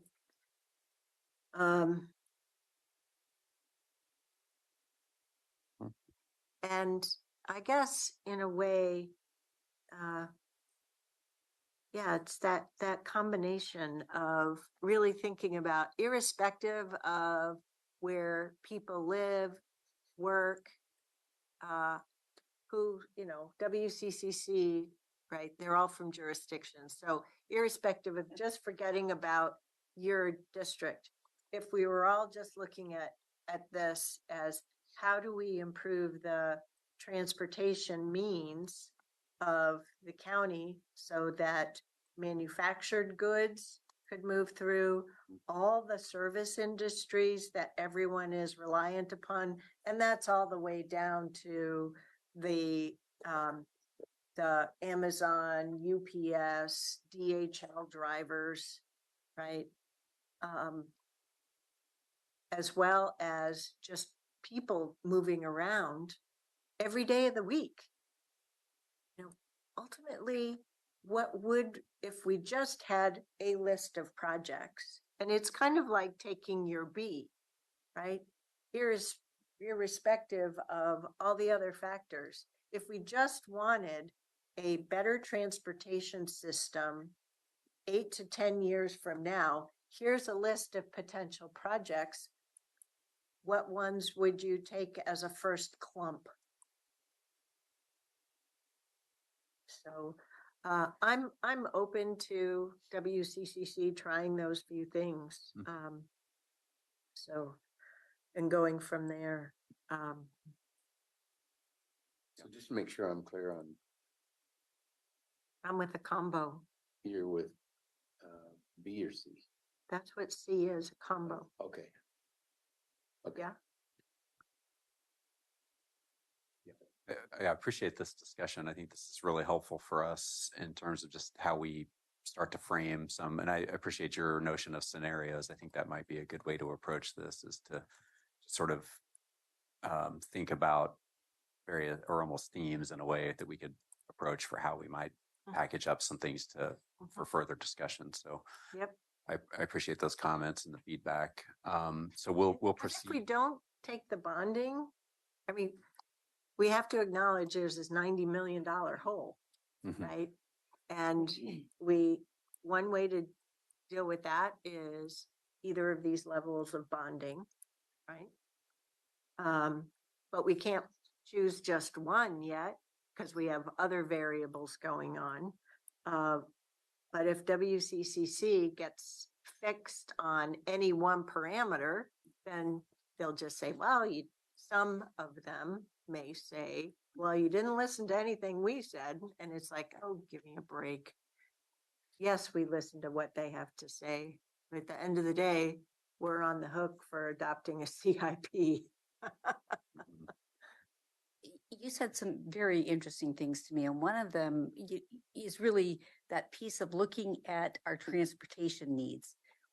as a county, the whole county, right? And I would like input from some experts around what would make the most impact in terms of what projects would be in that prioritized list. I'm thinking a little bit about how we prioritize projects for the Get Moving 2020 project and the information that we got and how we were influenced by Clackamas or Multnomah County regarding their needs. And it was a really iterative process. And it was even though the measure didn't pass, the point of how we got to those projects was tough, but it was good. And maybe we should have brought back, we can bring this back in the future, but when the projects were first submitted, we had these evaluation metrics that included, I think, travel time, transit, bike ped, equity considerations. I can't remember them all off the top of my head. And we did that technical analysis, safety, yeah. So we have that information for them that we can bring certainly forward. Well, that is what helped get to like 150% list. Yes. So the bottom line though is we just don't have enough funding to all of the projects that we ultimately are going to choose will have a positive benefit to our community because we're so far behind with what the needs are. So we may have to start thinking about changing our design practices to reduce costs so that our money can stretch further. But I'm just trying to get us through having a 3F list. So one of my worries too is that we never tackle a big one like the Shoals Ferry intersection, because it's like you say, it's just off the list.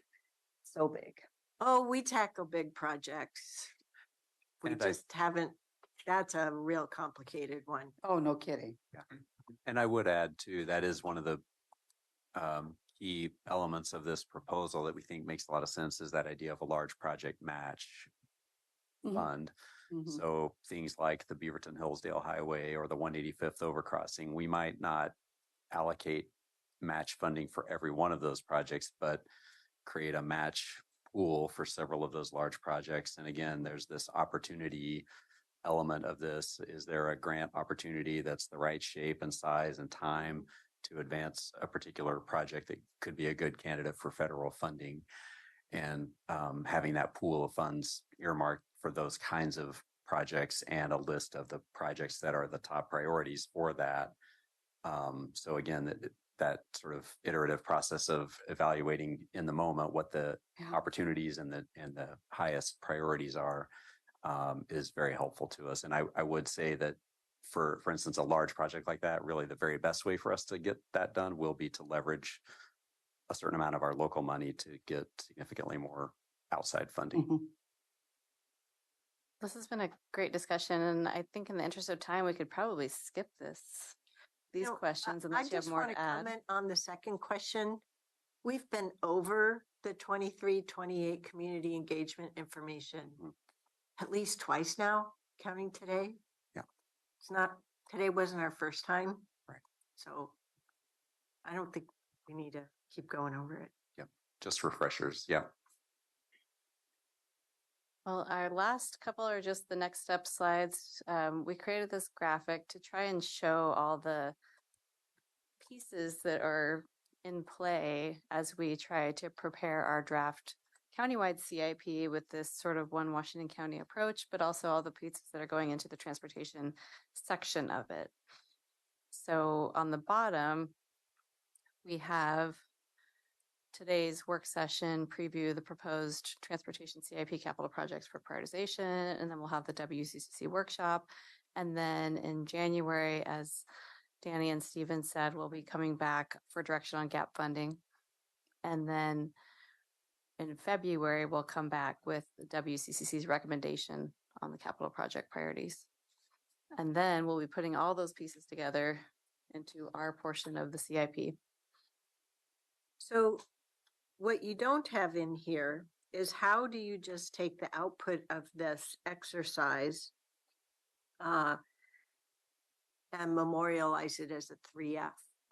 Because the reality of the CIP is really there isn't enough money, and how do things line up? I don't want this board to have to be subjected to outside meeting schedules and whatnot every single year just to do our budget work with a CIP. So that's why I think you need to clearly lay out in these colors in your process, where is a 3F list memorialized?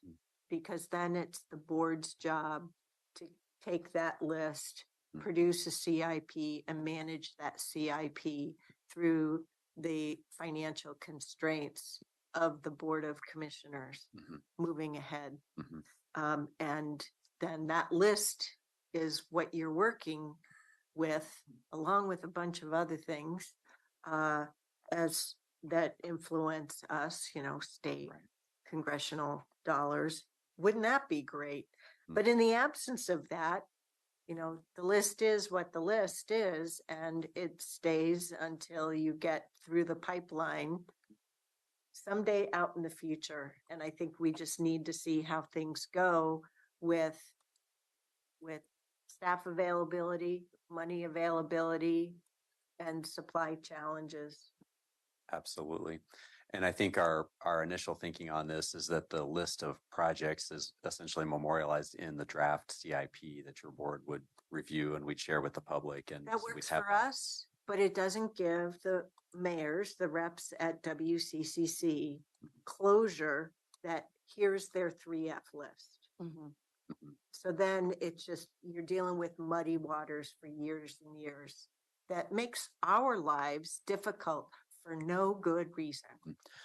Right. Well, and maybe I should be clear. So I think we were actually talking about having a discrete list of these projects identified in the CIP, and then as a list, and then the within the CIP document actually having the specific projects, allocations, and timing more clearly articulated in that 5-year look ahead, but having the overall list memorialized as a component of the CIP document. And it's not on your right graphic. Yeah.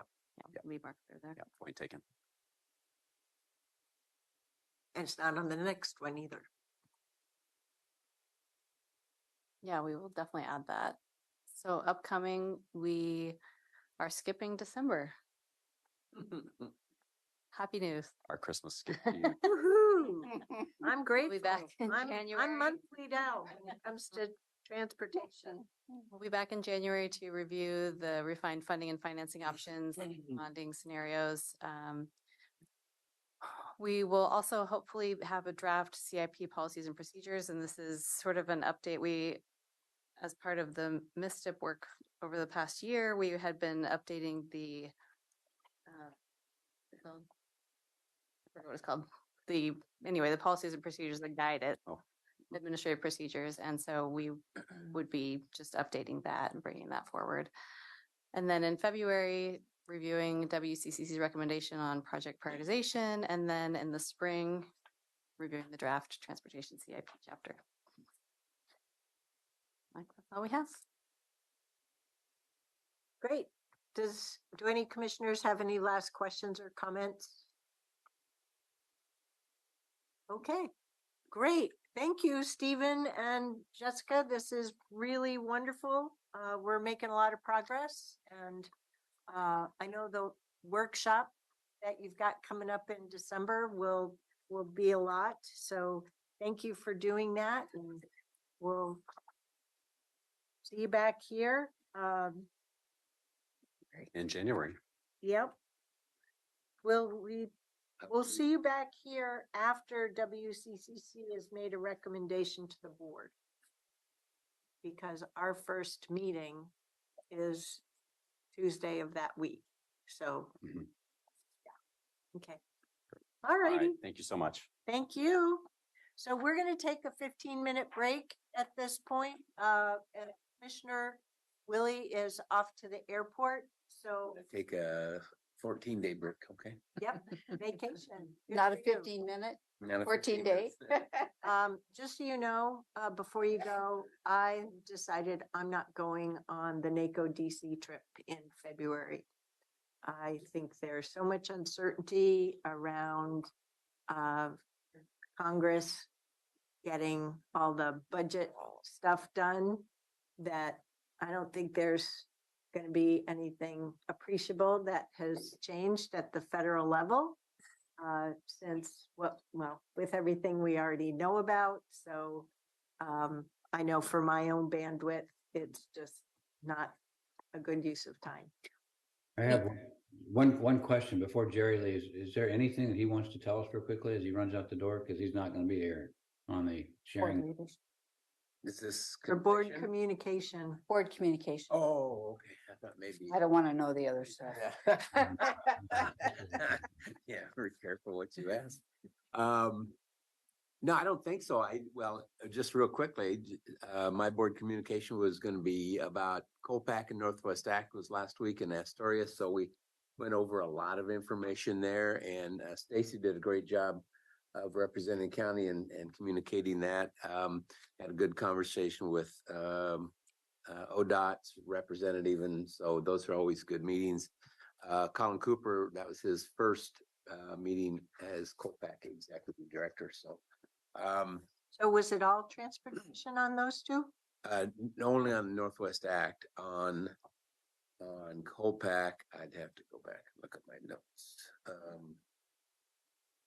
So yeah, that's past yesterday. So the memory banks. So we've heard about activity, but we don't know what the outcome was for the county. Got it. It was fun and games. We played cards. I think probably the most important thing that I continue to do is meet with the governor's staff on the HCP with Council of Forest Trust Lands. And again, Catherine is going to represent our vote at the Council of Forest Trust Lands annual meeting in Salem. That's this week at tomorrow, Thursday at 7 o'clock in the morning. So so she'll be doing that, and then I will continue to meet with our with the governor's staff on HCP. Just to go back to Colpack real quick, one of the people that was in that meeting was the interim president of Concept Community College. Had some interesting statistics about students that are coming in and attending. Their attendance has gone down over COVID time, just like PCCs did. They're working really hard to build it back up. But the bulk of the students that are coming in are students that don't qualify for four-year institutions because they're not passing the competency tests. So they got a lot of catching up to do from class time that they didn't get. So anyway, that was one of the things that was good. Well, and going to community college is how you can get proficient so you can enter the job market with some mobility. Mm-hmm. So good for them. Yeah, and we were seeing that a little bit with I'm on the Hillsborough Community Foundation. We give a lot of educational grants out, and the kids are applying for four-year universities and then not using the grant money because they're going to PCCs. Interesting transition in our education. So anyway, cool. Have a great vacation. Okay. Have fun. So we're going to take a 15-minute break and reconvene at 3:10 for the remainder of our agenda. Okay, we'll see you then.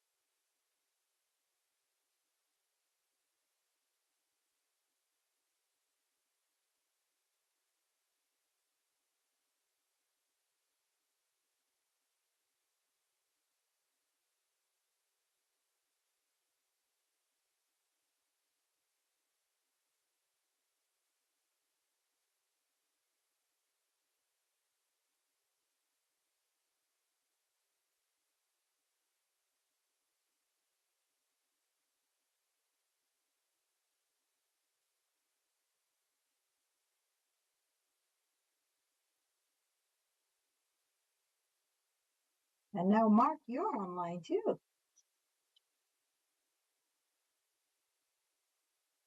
And what?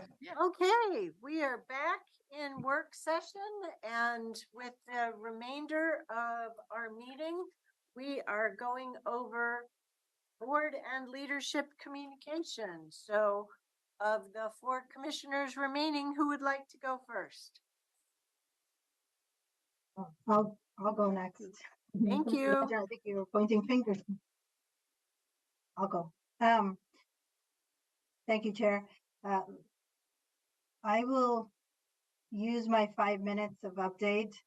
I like to spend talking about a symposium that I attended last week at OHSU, and that was titled "No Time to Spare: Confronting Oregon's Fentanyl Crisis."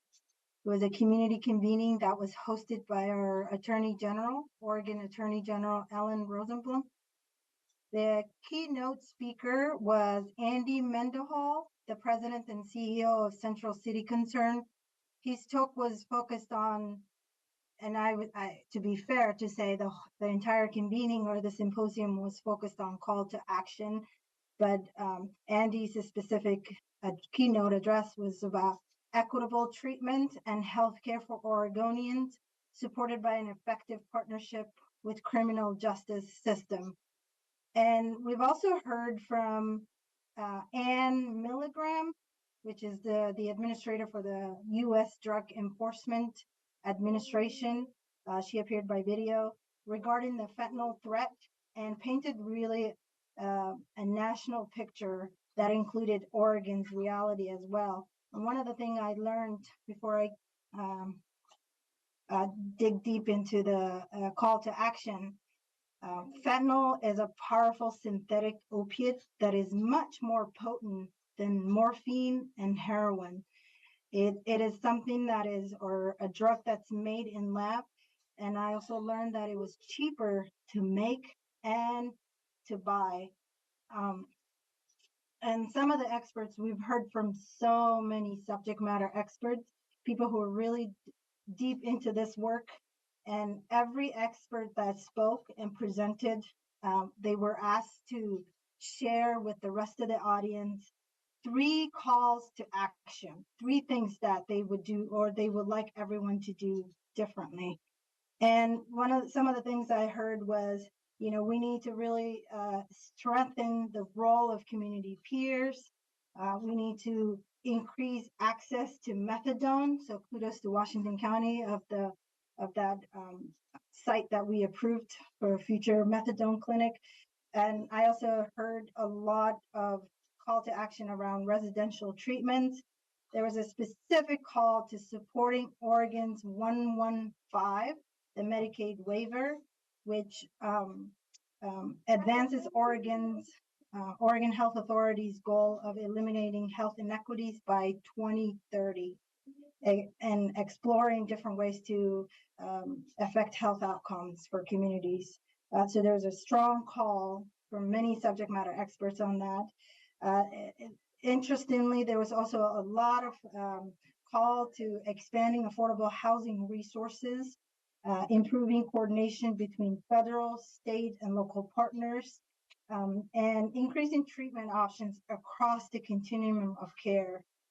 There was also a lot of call to action around increased workforce community and improve access to medication or medication-assisted treatments in jails and prisons.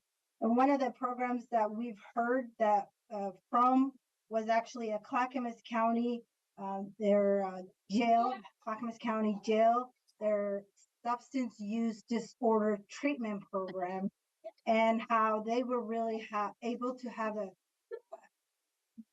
dramatic decrease around people who come to the jail, then utilize the program, and then how that was there was no rearrest or recidivism in the first of the release from custody. So they really saw a dramatic decrease of people who utilize the Clackamas County programs, and then those people who are being again rearrested.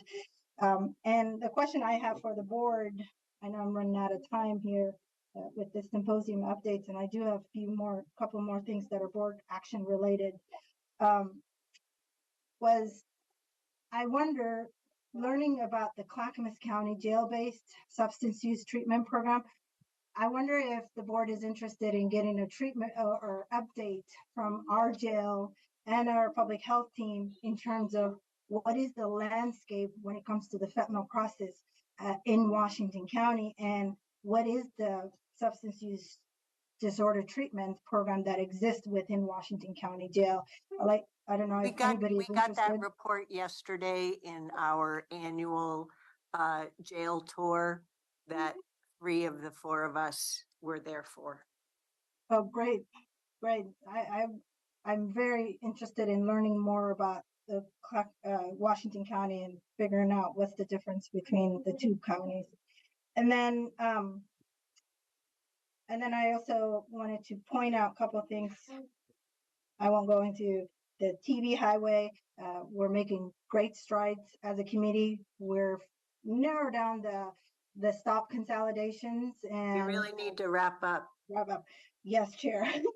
Sometimes 5 minutes. Sometimes 5 minutes too long. One thing I wanted to point out to the board chair is that tomorrow is JPAC, and one of the things that we're going to be voting on is the RTP. There might be somebody who's making one of them committee member is going to make an amendment. Our staff is recommending we don't vote for that amendment, and we're voting in support of the RTP. Just wanted to raise and see if there's any concerns. And so I'm assuming that that amendment is along the lines of what Commissioner Treese briefed us on in our most recent meeting with regard to MPAC and Clackamas County. Yes, so I think we should be consistent. Okay, thank you, Commissioner Fye. Who would like to go next? Looks like Roy's going to go. Go ahead, Commissioner Rogers. It doesn't matter. First of all, I'd say thank you for covering, both of you who were sitting there alongside last week. I was at a meeting of the Oregon Transportation Commission. I regretted missing that. Last Wednesday night, it was an invitation only. I met with the Oregon Transportation Commission, at least 4 members, and it was nice to sit down and have an informal meeting. Wednesday, we were out at Daimler for their meeting, presenting Area 1 issues. Ryan Wincheimer did a good job of describing what our work plan was and what we're doing. And then mine was, I took it upon myself, even though I wasn't asked, to talk about the administrative issues that we're having. And I'm not sure it resonated well. The chair had a comment back to me, and I'd be happy to share if any of you are interested in that. I will be attending the Washington County Visitors Association meeting for our chair. She's going to miss that due to another commitment this week, and I'm also attending the WA transportation meeting tomorrow morning, and I'm feeling a little bit better. I'm sorry I couldn't be there today. The cold really got me, but that's it. It's a tough one going around, so yeah, good luck. Commissioner Treese. Thank you. Last week I attended the WA 25th anniversary celebration. It was nice because I was one of the people honored, so I really liked that part. But it was about the history and then moving forward. I attended the impact meeting. We had a discussion around the urban growth management and what was happening there. It was really more of an update. There was also a discussion around the commodity freight movement within the region. One of the things that I asked for was that the information that was taken out of that study was used to inform our West Side multimodal group study. So I want to make sure that those 2 pieces of information come together. It was also kind of one of those meetings where I think everybody it was very close to the previous meeting with the RTP discussion. And I think that there was a very low energy in the room, as might be expected. I did attend the alongside senior apartments grand opening along with the chair. It's really very, very cool. The wonderful setting, the rooms are wonderful. But the thing that struck me the most was the degree of collaboration between all the electeds in the room as well to get this project done. And I'll defer to the chair to talk a little bit more about that. But you did a good job in your remarks, and thank you for representing Washington County and the work that we do in alignment with cities like Tigard. Yesterday was the Washington County annual jail tour. That jail tour is so impactful for me every single year, and I really appreciate the staff time that goes into it. I appreciate the update in relationship to all the issues, primarily the staffing issues that are going on at the jail. I thought that Dave Marzilli did a great job in explaining all that. And there's just a sense of being together and being in this problem, both from the county administration side, the elected side, and the sheriff's office. And that feels good as hard as this is to approach. The jail tour is always interesting. It's impactful, and you take a deep breath when you go into the pods, and you recognize what our deputies deal with on a day-to-day basis.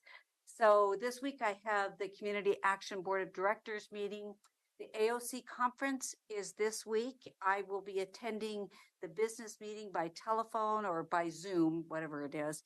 And I want to encourage all of you to make sure you're aware of what the votes are and that you participate as well. I know the chair is going to be down there for the vote. And then I also have RDPO Policy Committee meeting on Friday. So that's my update. Okay, terrific. I caught up with a memo that I cruised through previously, but read more closely recently. It was an October 3rd memo that I believe one of our ACAs, Marnie Kyle, sent our way, talking about a climate change update from our staff. And what I want to call the board's attention to is that it talks about how with our support and that of others, Metro was successful in getting a grant for some planning. And my question is, I figured this would be a good place for me to ask, is how that is coming up through Metro committees, because it's unclear to me if it's coming up through MPAC, it's coming up through JPAC, or if Metro's going to create yet another thing differently. So I just wanted to get the question out there so that at a future work session in December, or November 28th, but if it takes a while to get an answer, great. I think we do want to close on it before the end of the year so that we know what they're doing. Marnie and Maida, maybe we can work on that together. Thank you. So as other commissioners have mentioned other things, and I'll be down at AOC on Thursday, continuing to represent us at the county as usual at the CFTLC meeting and so forth. One thing I forgot to mention last week, but it was covered by an Oregonian article at the Tri-County Chairs meeting 2 weeks ago. Jessica Vega Peterson, the chair of Multnomah County, was on the recent trip to Portugal to look at their substance use,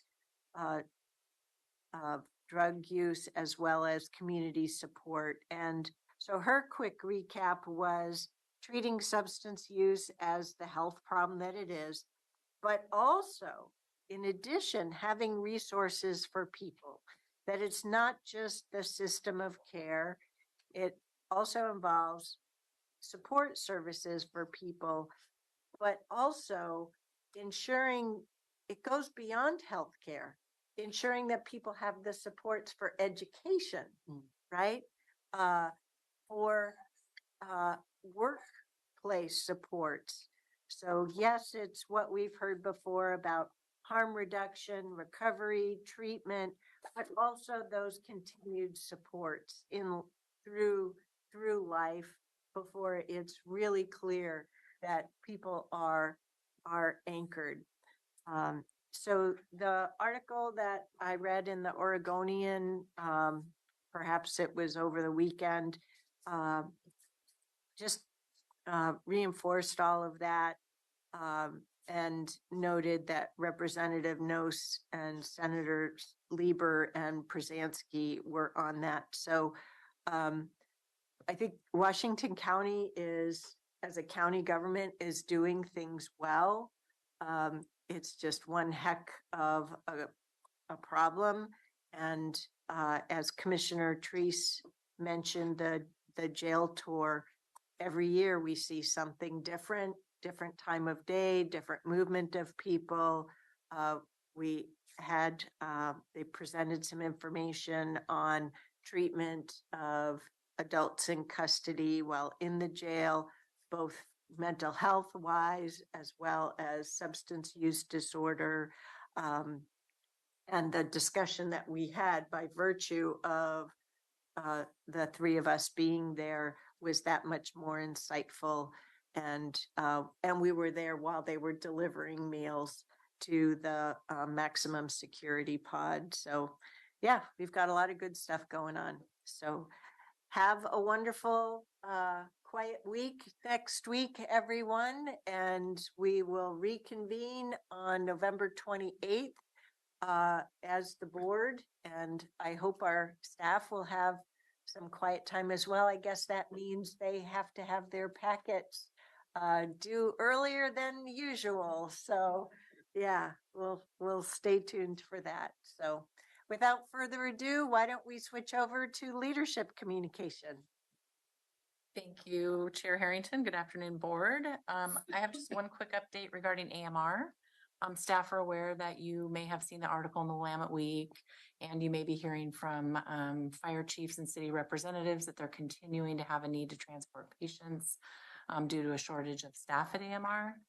A few of the fire departments are still in negotiations, and but Forest Grove and Cornelius have decided to step back from transporting patients.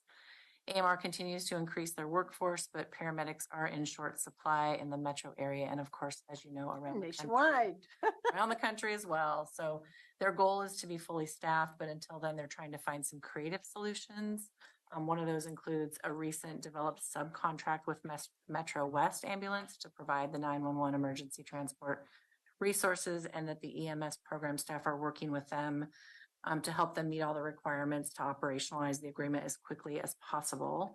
And later today, Marnie will likely send a brief memo to your board from EMS staff that provides a little bit more detail. If you have questions, please let us know.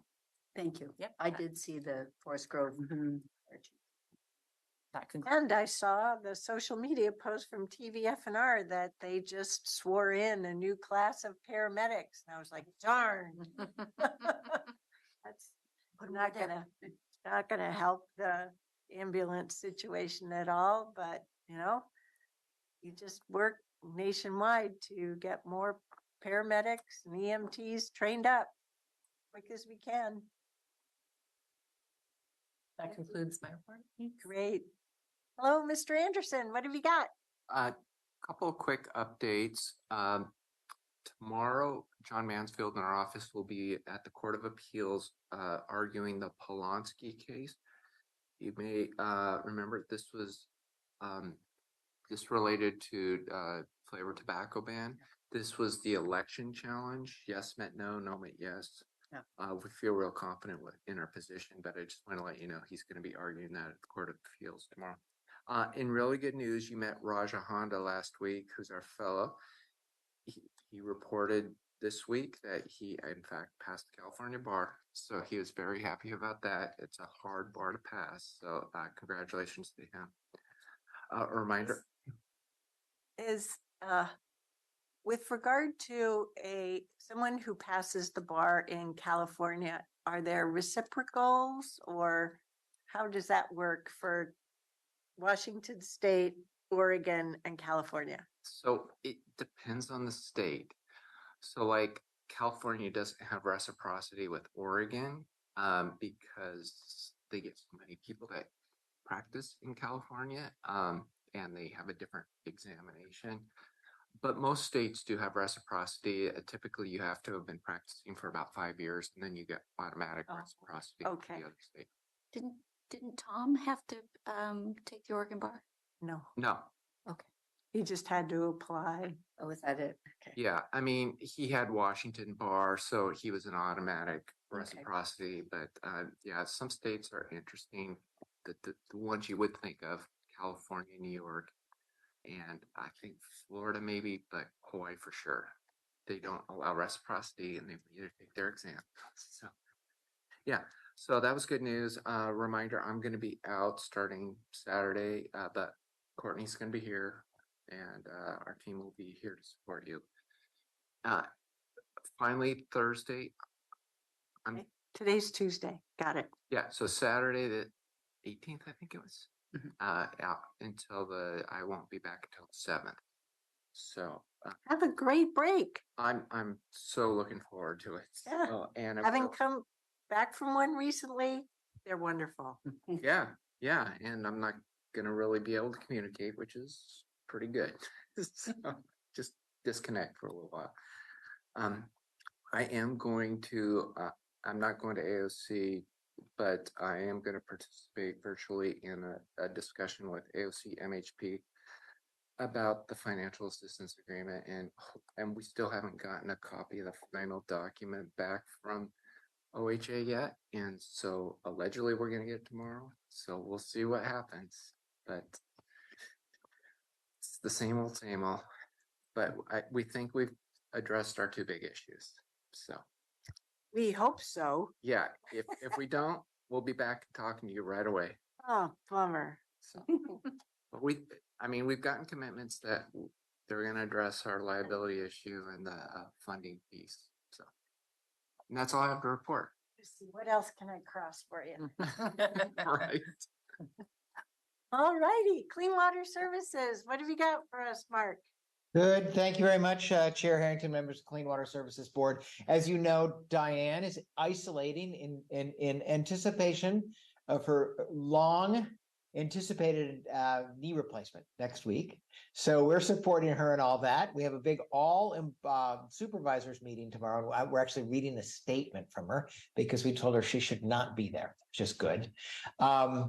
The other thing I want to tell you is I sent you a note earlier today that the chair of Clean Water Services Advisory Commission, Terry Song, is going to step down from the commission effective the end of this year. He is stepping down because he's a business representative and he's retiring from the business he works at. So he no longer qualifies for that particular position. He has been the chair of both the commission and our budget committee for the last 3 years. We are beginning a recruitment for that business position immediately this week with a schedule of trying to bring names to you the first week of February, which is the same timing that we will be bringing the recommendations forward on budget committee members. All righty. Talking about February already. Ooh. So not ready for 2024 yet. So. Thank you.